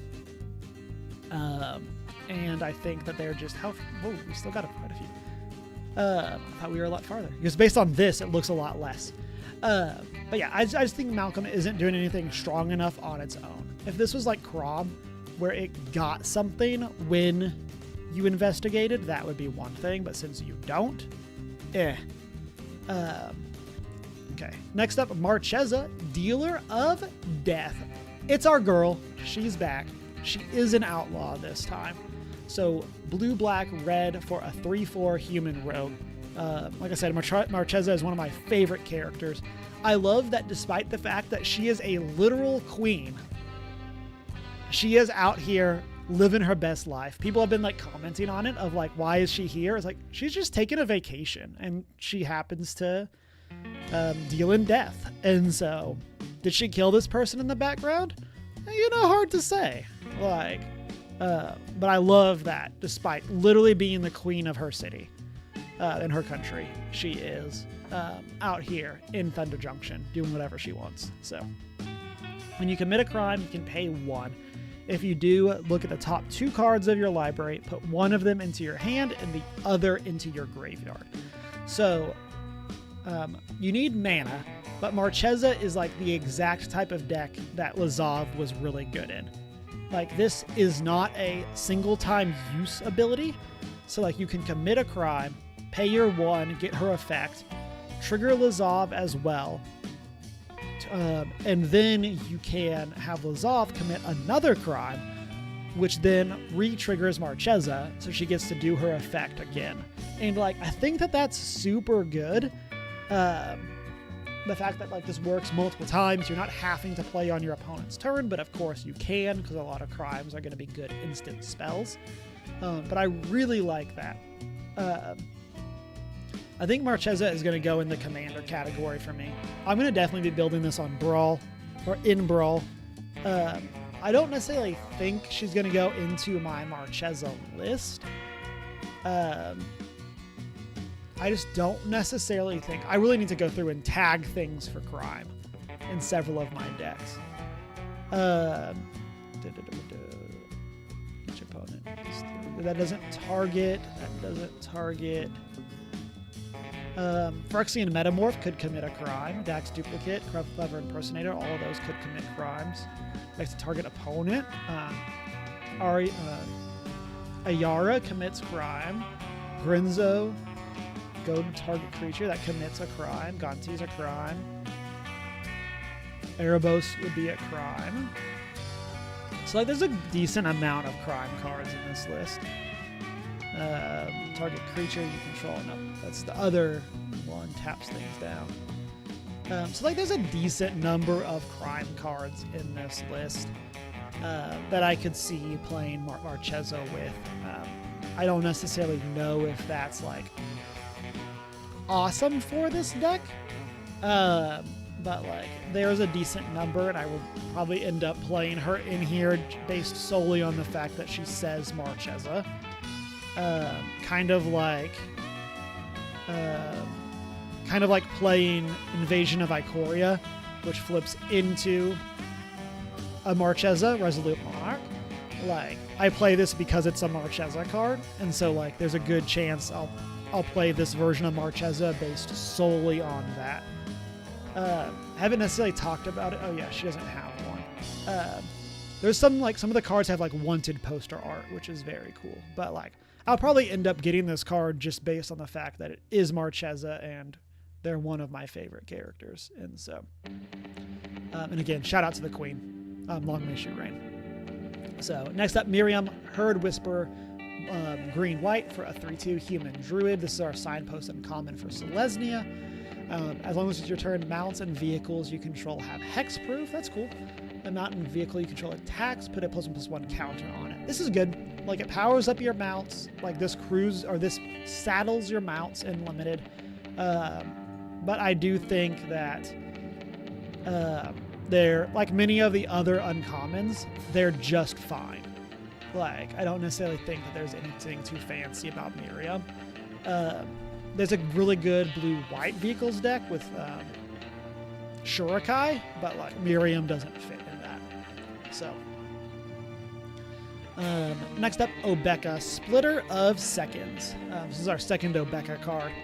1 blue, black, red for a 2/5 Ogre Warlock with Menace. Whenever Obeka, Splitter of Seconds, deals combat damage to a player, you get that many additional upkeep phases after this phase. So we're going to get it out of the way. Obeka is a favorite from this set. I don't know if I would ever build Obeka in paper, just because Marchesa is my Grixis list. But that said, I think Obeka is super cool. Probably one of the coolest cards in this set. Like, the fact that the more damage you deal with Obeka is the more upkeeps you get. Like, that seems really good. And so, like, if you can get a whole bunch of upkeeps, you can do a whole bunch of stuff. I really like the refrain cycle. Oops, did not do what I wanted to do. 1 second.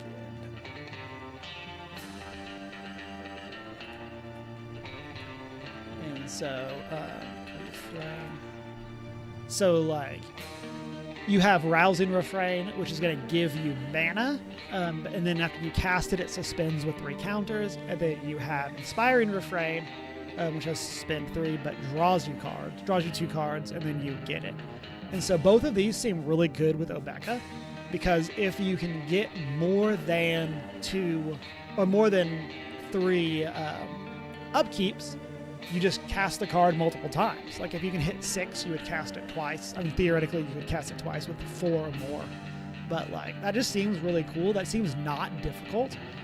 And, like, it doesn't seem crazy to me in an Obeka deck to Rousing Refrain and make, like, 20 mana.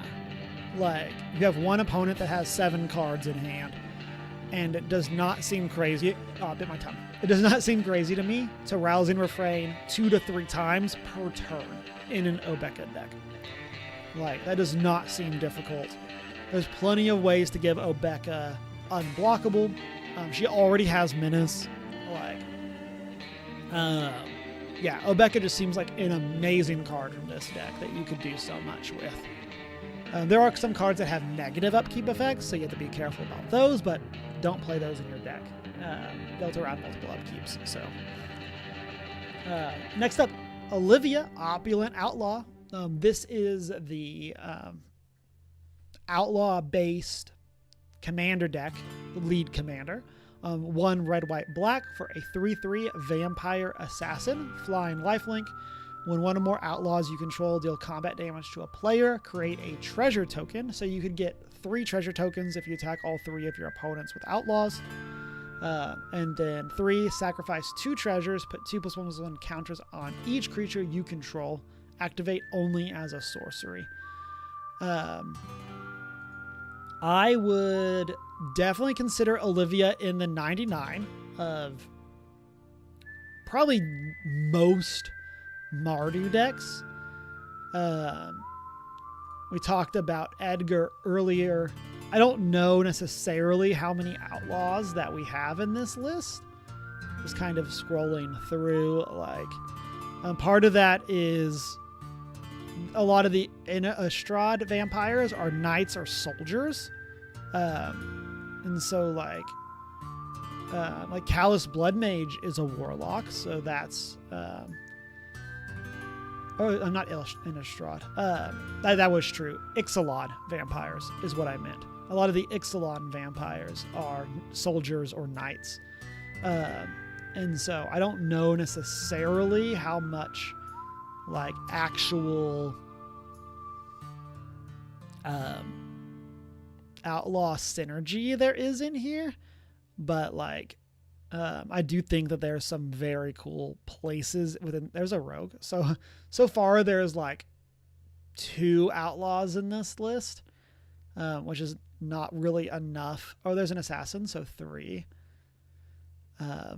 Yeah, so like there's definitely not enough like outlaws in my Edgar list to include Olivia there.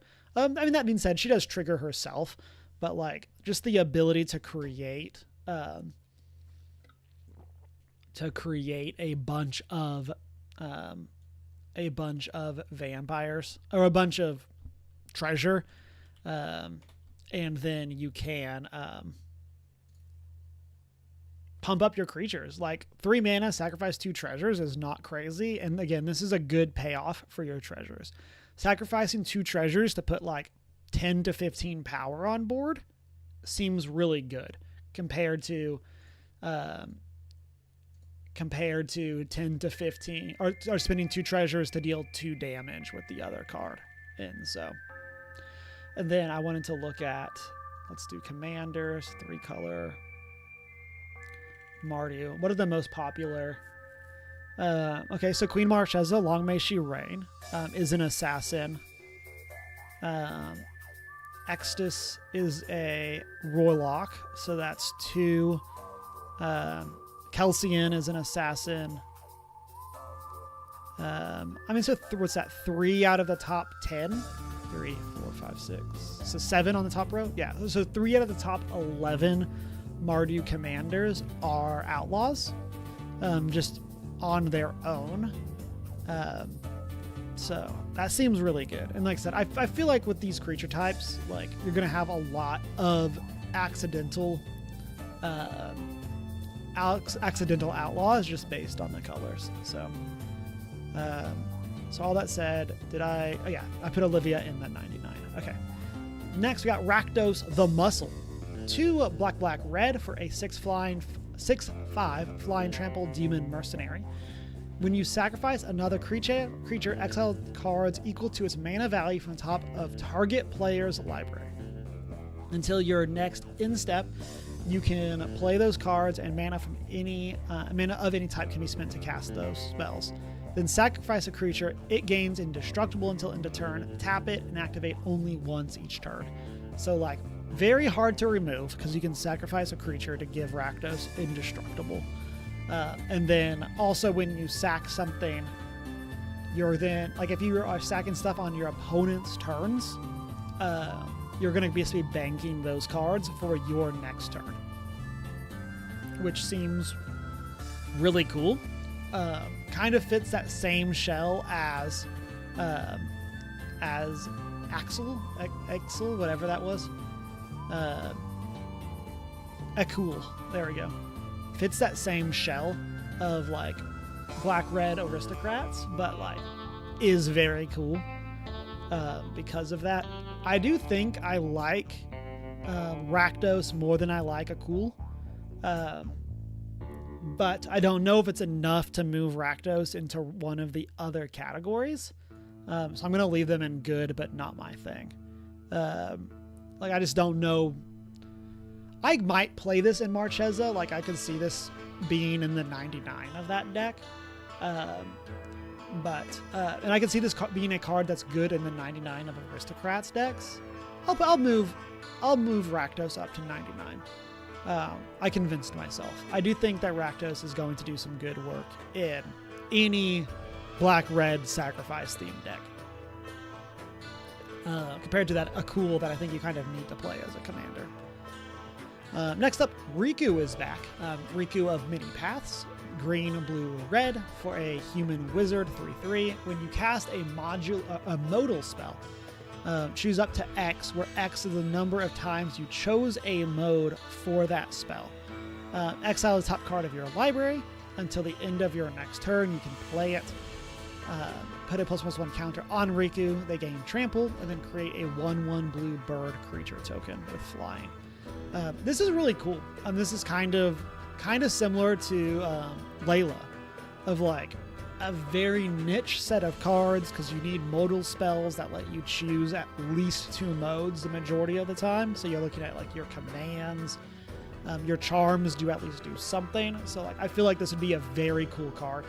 I feel like this is in the category of like decks I can't wait to lose to, but I do think that they are good, but not my thing. I just don't necessarily think that they are something that I would want to build. Maybe that's the way to say it.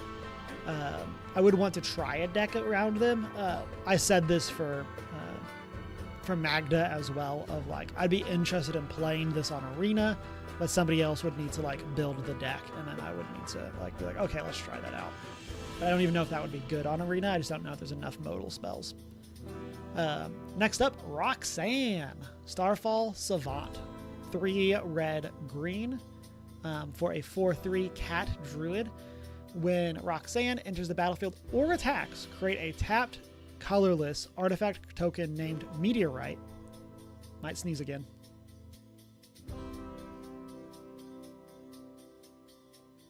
That time it happened. When Meteorite enters the battlefield, it deals 2 damage to any target and then has tap, add 1 mana of any color. And then you can tap an artifact. When you tap an artifact token from mana, it adds 1 mana of any type that artifact could produce. So there's a Kaldheim card. It's a legend. I can't remember the name of it. It is a creature. It is exactly red-green. It's from Kaldheim. Sfella, Ice Shaper. So this is kind of the same idea. So like Sfella taps to create a colorless icy manalith that taps for mana, and then you can dump that mana into something to get a big effect. Roxanne kind of has that same vibe. You get meteorites. Theoretically, if you give Roxanne haste, you can get 2 meteorites in the first turn, or the turn that they enter. And then you can have her start like blasting things with those meteorites, which is really cool. And then your meteorites then tap for a whole bunch of mana that you can use to do something. Also works really well with treasure tokens, just because everything has to work well with treasure tokens. I'm going to put Roxanne as a 99 card. I'm considering adding her to my Rashmi and Ragavan deck. Just because that deck makes so many treasures already. And so I think that that's very cool. I do think like they're kind of like on this line of like, I do think a Roxanne as a commander would be very interesting. I think I would rather play Sfella personally, which is why I'm not putting her in the commander. I think having the payoff for that mana is just really cool. Whereas Roxanne is really good with something that create like doubling season or whatever, but surprise, most tokens are. Okay. We're getting there. Satoru, the Infiltrator. When they or one or more non-token creatures enter the battlefield under your control, if none of them were cast and no mana was spent to cast them, draw a card. So, works really well with plot. because you're not casting them for mana when you use plot. Also, ninjutsu is an ability, so you're not casting them. So Satoru works really well with the other ninja cards that we've had in the past, which is a really good cross theme synergy. I do think Satoru is good, but not my thing. I don't necessarily want to build this deck. This restriction is interesting, but just isn't my thing. It's not the plot deck I would want to build either. That would be Kellen, most likely.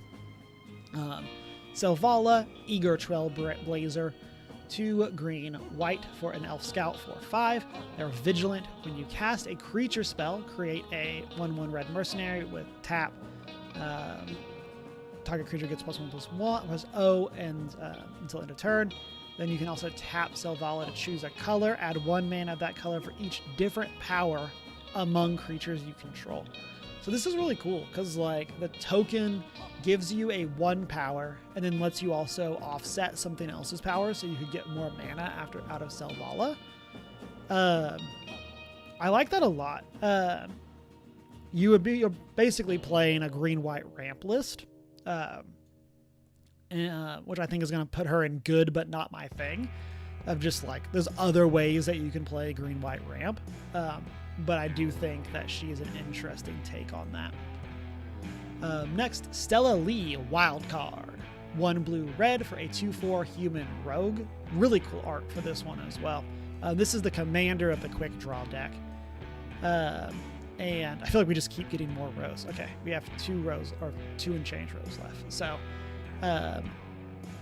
So when you cast your second spell each turn, exile the top card of your library. Into the end of your next turn, you can play that card. So it lets you bank the card for the future. And then you can tap, copy target instant or sorcery you control. You can choose new targets for the copy. Activate only if you cast 3 or more spells this turn. So goes infinite with like a ham sandwich, basically. Like any spell that does something and untaps Stella Lee lets you basically just cast infinite copies of that spell. So like so I think there's a card that's like draw 2, untap 3 creature, or untap 3 permanents or whatever. So you play that as your 3rd spell, tap Stella, get a copy of it. The copy untaps Stella, you then copy it again, and you basically just keep doing that and generate infinite mana. So like if we do untap permanent you control, I misspelled permanent.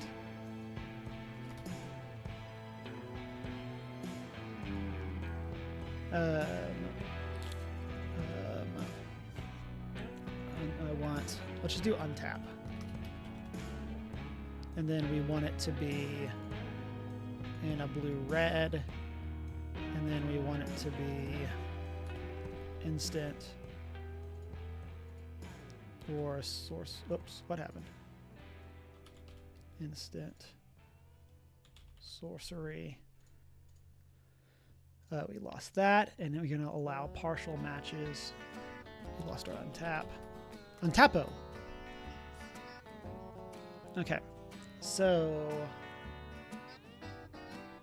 what are we looking at?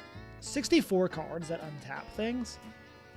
I think the card that I'm thinking of, it is interesting that like this doesn't necessarily go infinite or whatever, but like something like Carrie Zev's Expertise, you can target something to take control of it, then just make copies and have the copies always target Stella. So that is really interesting. Okay. Did I miss? There was no blue. Oh, because I missed blue. Thank you, Scryfall, for respecting what I asked for. And so, like, there's a lot of cards here that I feel like you could use for going infinite with her. And so I'm trying to find a specific... Dramatic Reversal. Surprise. It's very good. You can go infinite with Dramatic Reversal, just like you can with a whole bunch, because that every copy untaps Stella. So you could easily generate infinite mana as long as you've cast two other spells that turn. So like something like Finale of Revelation. So draw X cards if X is 10 or more. Instead, shuffle your graveyard into your library. Draw X, untap up to 5 lands, and you have no maximum hand size. So like that doesn't untap Stella, but like gives you a whole bunch to work with. Like you're drawing 20 cards and untapping 10 lands. Like that seems really good. Hidden Strings seems very good. Like that lets you tap down everyone's board, right? Because you target Stella with you may tap or untap target permanent, then you may tap or untap another target permanent. Yeah. So as long as you target Stella with one of them, you go infinite and you tap down everything. Yeah. So lots of interesting stuff with Stella. I'm curious if she'll get added to Arena.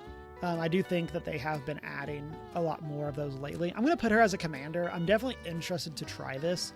But they're kind of on the line between commander and not good, but not my thing.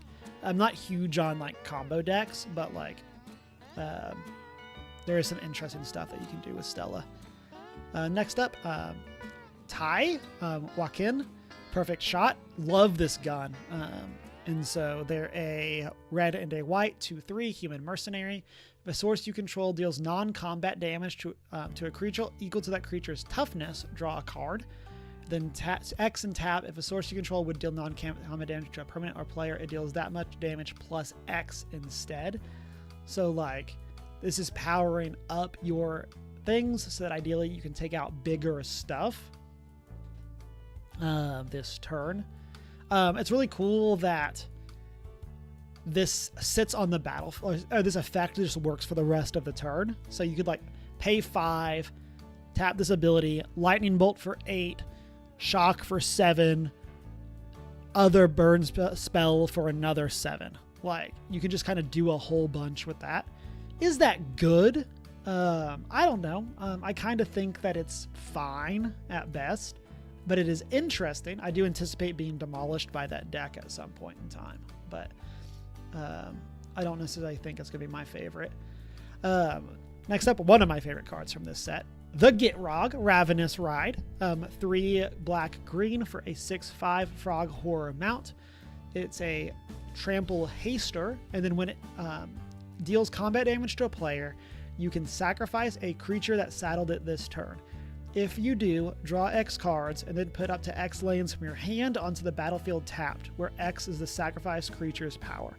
So you saddle this with a 3/3, attack with Gitrog. As long as Gitrog deals any amount of damage, you can sacrifice the 3/3 to draw 3 cards and put up to 3 lands into play. That seems really good. I don't necessarily know if I would be building the Gitrog, but this goes really well with Felix. And I think I would want to try a commander around this. I'd be very interested to see what this build would look like. It's not interesting enough to get me to change my Marin deck from that to the Gitrog, but I do want to play this in my Marin deck. But this also just seems like a very fun list. I'd be very interested to try this. I could see this kind of bouncing back and forth here between which of these is it actually going to be.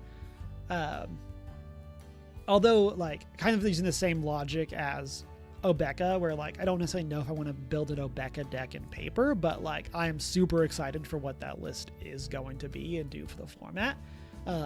Gitrog's kind of in that same category.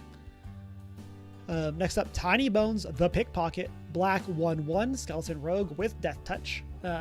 They're adorable. I think canonically Tiny Bones also has a family that they're trying to steal things so that they can help them survive. I think that's the story. When Tiny Bones the Pickpocket deals combat damage to a player, you can cast target non-land permanent card from that player's graveyard, and you can spend mana of any type. Mana of any type can be spent to cast that spell. I think Tiny Bones is a GOAT card. I think this is possibly one of the best cards in this set when it comes to Commander. Just the fact that like you can steal people's ramp pieces if you play this early. Like get this early, like turn 1, play this. If you're not first, there's a good chance on turn 2 someone plays Farseek, 3 visits, insert green ramp spell here. And then you can attack with Tiny Bones, cast that card from their graveyard. It doesn't exile it. To cast target non-land permanent card from the graveyard. Man, yeah. And then it lets you use that for free, basically. It leaves it in their graveyard so you can get it again later. It's Death Toucher, so they're not necessarily going to want to trade. But then politically, Tiny Bones also has a lot of power. Like, hey, we're really behind on the board. You have a board wipe in your graveyard. Let me hit you with Tiny Bones, and I will cast that board wipe. I'm super excited for this card. This is definitely going in Marchesa, as long as it's not like $8,000. Let's see what we're looking at. 15. That is too much for Marchesa. Oh, they do have a cool wanted poster art though. So this is definitely too much for what I would want to spend right now, but like, am very interested to what that list would look, or this card does. And I think it's one of the cards I'm most excited about. It might not be power level best, but it is like best in my heart, which is what counts because this is my tier list. So next up, Vadmir, because Vladimir would be 2 on the nose. So Vadmir, New Blood, 1 and a black, Vampire Rogue 2/2. When you commit a crime, put a +1/+1 counter on Vadmir. And then as long as it has 4 or more counters on it, it has Menace and Lifelink. I think this card is a bad commander and should feel bad. I think that it's meh, even in the 99. Like, I could see this making the cut in Edgar just because it is a 2/2 vampire for 2 with upside. So like that might be enough to get it to see play in Edgar. But you do need to like be committing crimes to pump it. It doesn't have evasion until it gets 4 or more counters, and then it only has Menace, which is not a great form of evasion. So I'm pretty down on this card. Next, rounding out our final 5, the Vile Smasher is back, the Gleeful Grenadier. Red, black for a 3/2 Goblin Mercenary. When another outlaw enters the battlefield under your control, Vile Smasher deals 1 damage to target opponent. Oh, how the mighty have fallen. Like, Vile Smasher is one of the best partner commanders. This one does pay off outlaws and does commit a crime because it is target opponent. So like that is pretty cool. And that does make them interested in the 99, but I think that they are fine at best. They would definitely see play in that Marchesa list that I was, the new Marchesa. But like, this is a signpost on common, and I think they're just fine. Okay. Final 4. Vihan, Gold Waker, red, white, black for a 3/3 Dwarf Warlock. This is the backup commander for the precon. Other outlaws you control have Vigilance and Haste, which is really good. At the beginning of combat on your turn, you can have treasures you control become 3/3 Construct Assassin artifact creatures in addition to their other types until end of turn. So obviously those assassins are outlaws, so they would have haste. So it gives all of your treasures, turns your treasures into 3/3s with vigilance and haste. So you can attack with them and then still sacrifice them for something, which feels really good. But also just giving your outlaws vigilance and haste seems really powerful. We talked about this with the new Olivia, but like a lot of Mardu is going to have I think this is not based on anything, but a lot of Mardu is going to just have accidental outlaws because of assassins, mercenaries, and rogues. Or maybe assassins and rogues more so. But like, I think you're going to just see a lot of accidental, like, oh, my deck already has 10 outlaws in it. And I do think that this is very powerful just on its own. Like, just the ability to Turn 3, play this. Turn 4, play an outlaw that has vigilance and haste, attack with it, and get value. Like, that seems very good. I don't necessarily know. It doesn't give you treasures to pay off the second ability, so you would need a way of generating treasures, but I do feel like they are very good in that regard. I think between this and Olivia, I would rather play this as the commander of a deck. So I'll put it in that category. I do think that they are relatively different decks. Like, Olivia is like attack all of your opponents to get treasures, and this is like play giant thing after giant thing to keep attacking your opponents. I say that. Yeah, I'll leave it that way for now. Because again, I'm not necessarily viewing the commander tier and the 99 tier as different or like different ranking. It's like the same tier. It's just like for which side are they exciting. So last 3, it's our girl. She's finally back. Definitely not Phyrexianized. Vraska the Silencer. 1 black-green for a 3/3 Gorgon Assassin with Death Touch. When a non-token creature an opponent controls dies, you can pay 1. If you do, return that card to the battlefield tapped under your control. It's a treasure artifact with sacrifice this artifact, add 1 mana of any color, and loses all other card types. So love this art. Love that Vraska is just like turned all of these people into statues, and those are her treasures. This is a really good like crime deck because like play a spell to destroy an opponent's creature, then you get that creature as a treasure. So it's really good with like static abilities.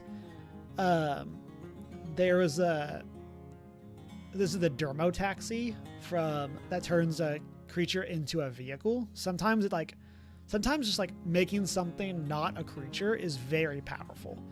Just because it's a lot harder to interact with, let alone here that if it's not a good card, you can then use it to pay the 1 to take the next thing that's destroyed.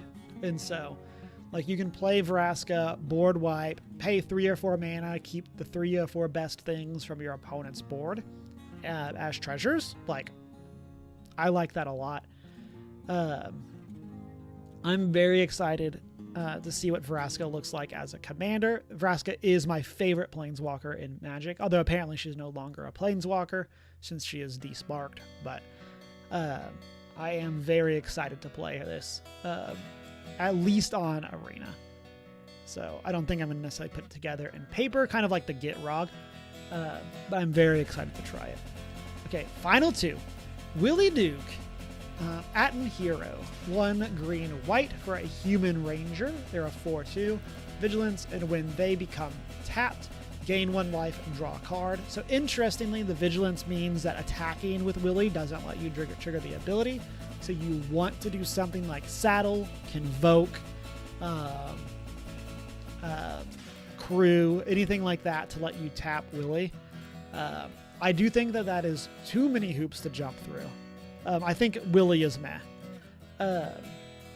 I could see them like being a card that like overperforms in specific decks, but kind of like what we talked about for this other who was that from Miriam. It just seems like a lot of work for not a lot of payoff, and I could see them just kind of being the card that like you feel bad cutting from the deck, but also never really want to just keep playing, or never feel great when it comes up. So I do like that you can attack with them and then crew on like an opponent's turn. That is cool though. Okay, final card, the face card of the Naya Precon. 5 red, green, white for a 6/6 human ranger. The spell costs 1 less to cast for each land card in your graveyard. So kind of like Carador is ideally always just costing their color value. When Yuma enters the battlefield or attacks, you can sacrifice a land. If you do, draw a card. Then whenever a desert is put into your graveyard from anywhere, create a 2/4 plant warrior creature token with reach. So sacrificing your lands is always risky. Very good with things like Oracle that let you just play more lands. And cards like Green Warden of... No, not Green Warden. There's like a 6-mana card that doubles your ETBs and then lets you play lands out of your graveyard. That I think would be very good with Yuma. Also works very well with Mill. Something like Life from the Loam would be very good with this. Like, that lets you recover the lands that are put into your graveyard. And then also would Dredge, which could put more deserts into your graveyard to get you more 4/2s. If you could give these 4/2s haste, which is not like difficult in Naya, like that can be a lot of power coming out of nowhere. Of the face commanders, I do think that Yuma is my least favorite. Yeah, because I think Gonti, Olivia, and Stella Lee are all 3 cards that I would much rather play on their own. So I'm going to leave Yuma in the, like, good but not my thing. Actually, no. I think Yuma is just fine. Yeah. I think Yuma is just fine. I think the backup commander, that's the Plants, is much more interesting. I don't know if it's as good in the actual deck, with actual precon, but I do think that they are much more interesting as a commander. And yeah, I think that this is where I feel fine. I feel fine about this card. They're okay. Like, they will do work. I anticipate losing to them, but like, I think that they are just fine. So with that concludes our stream for today. We went through only 52 cards, but we had a lot of fun ranking them and doing this tier list. I do like this as a setup. Not every set is going to have this many legendaries, so we won't be doing this every single time, but I do like this as a way of talking through the cards rather than just going through Scryfall and adding them to the existing decks. And so we'll see what our next set brings and what type of thing we're going to do for that one. We may go back to the other format. We may try this again in a different form or fashion. We'll see. But with that is going to conclude our stream for today. Let me know what you think of this list. Are there any... This is, of course, my opinion. And so let me know if there's anything that you're super excited for that I ranked really low, or vice versa. Like, let me know if there's something that I'm really high on that you think is just like the most medium card ever printed. Let me know that in the comments over on YouTube, or if we're in Discords together, let me know. I'm very interested to see how this set shakes out. I love the return of so many different characters, and I'm very excited for what this is going to do for Magic. But with all of that, I do need to go get food and then get ready for D&D. I hope everyone has a fantastic rest of your Sunday, and I will catch y'all later. Have a great one. Bye.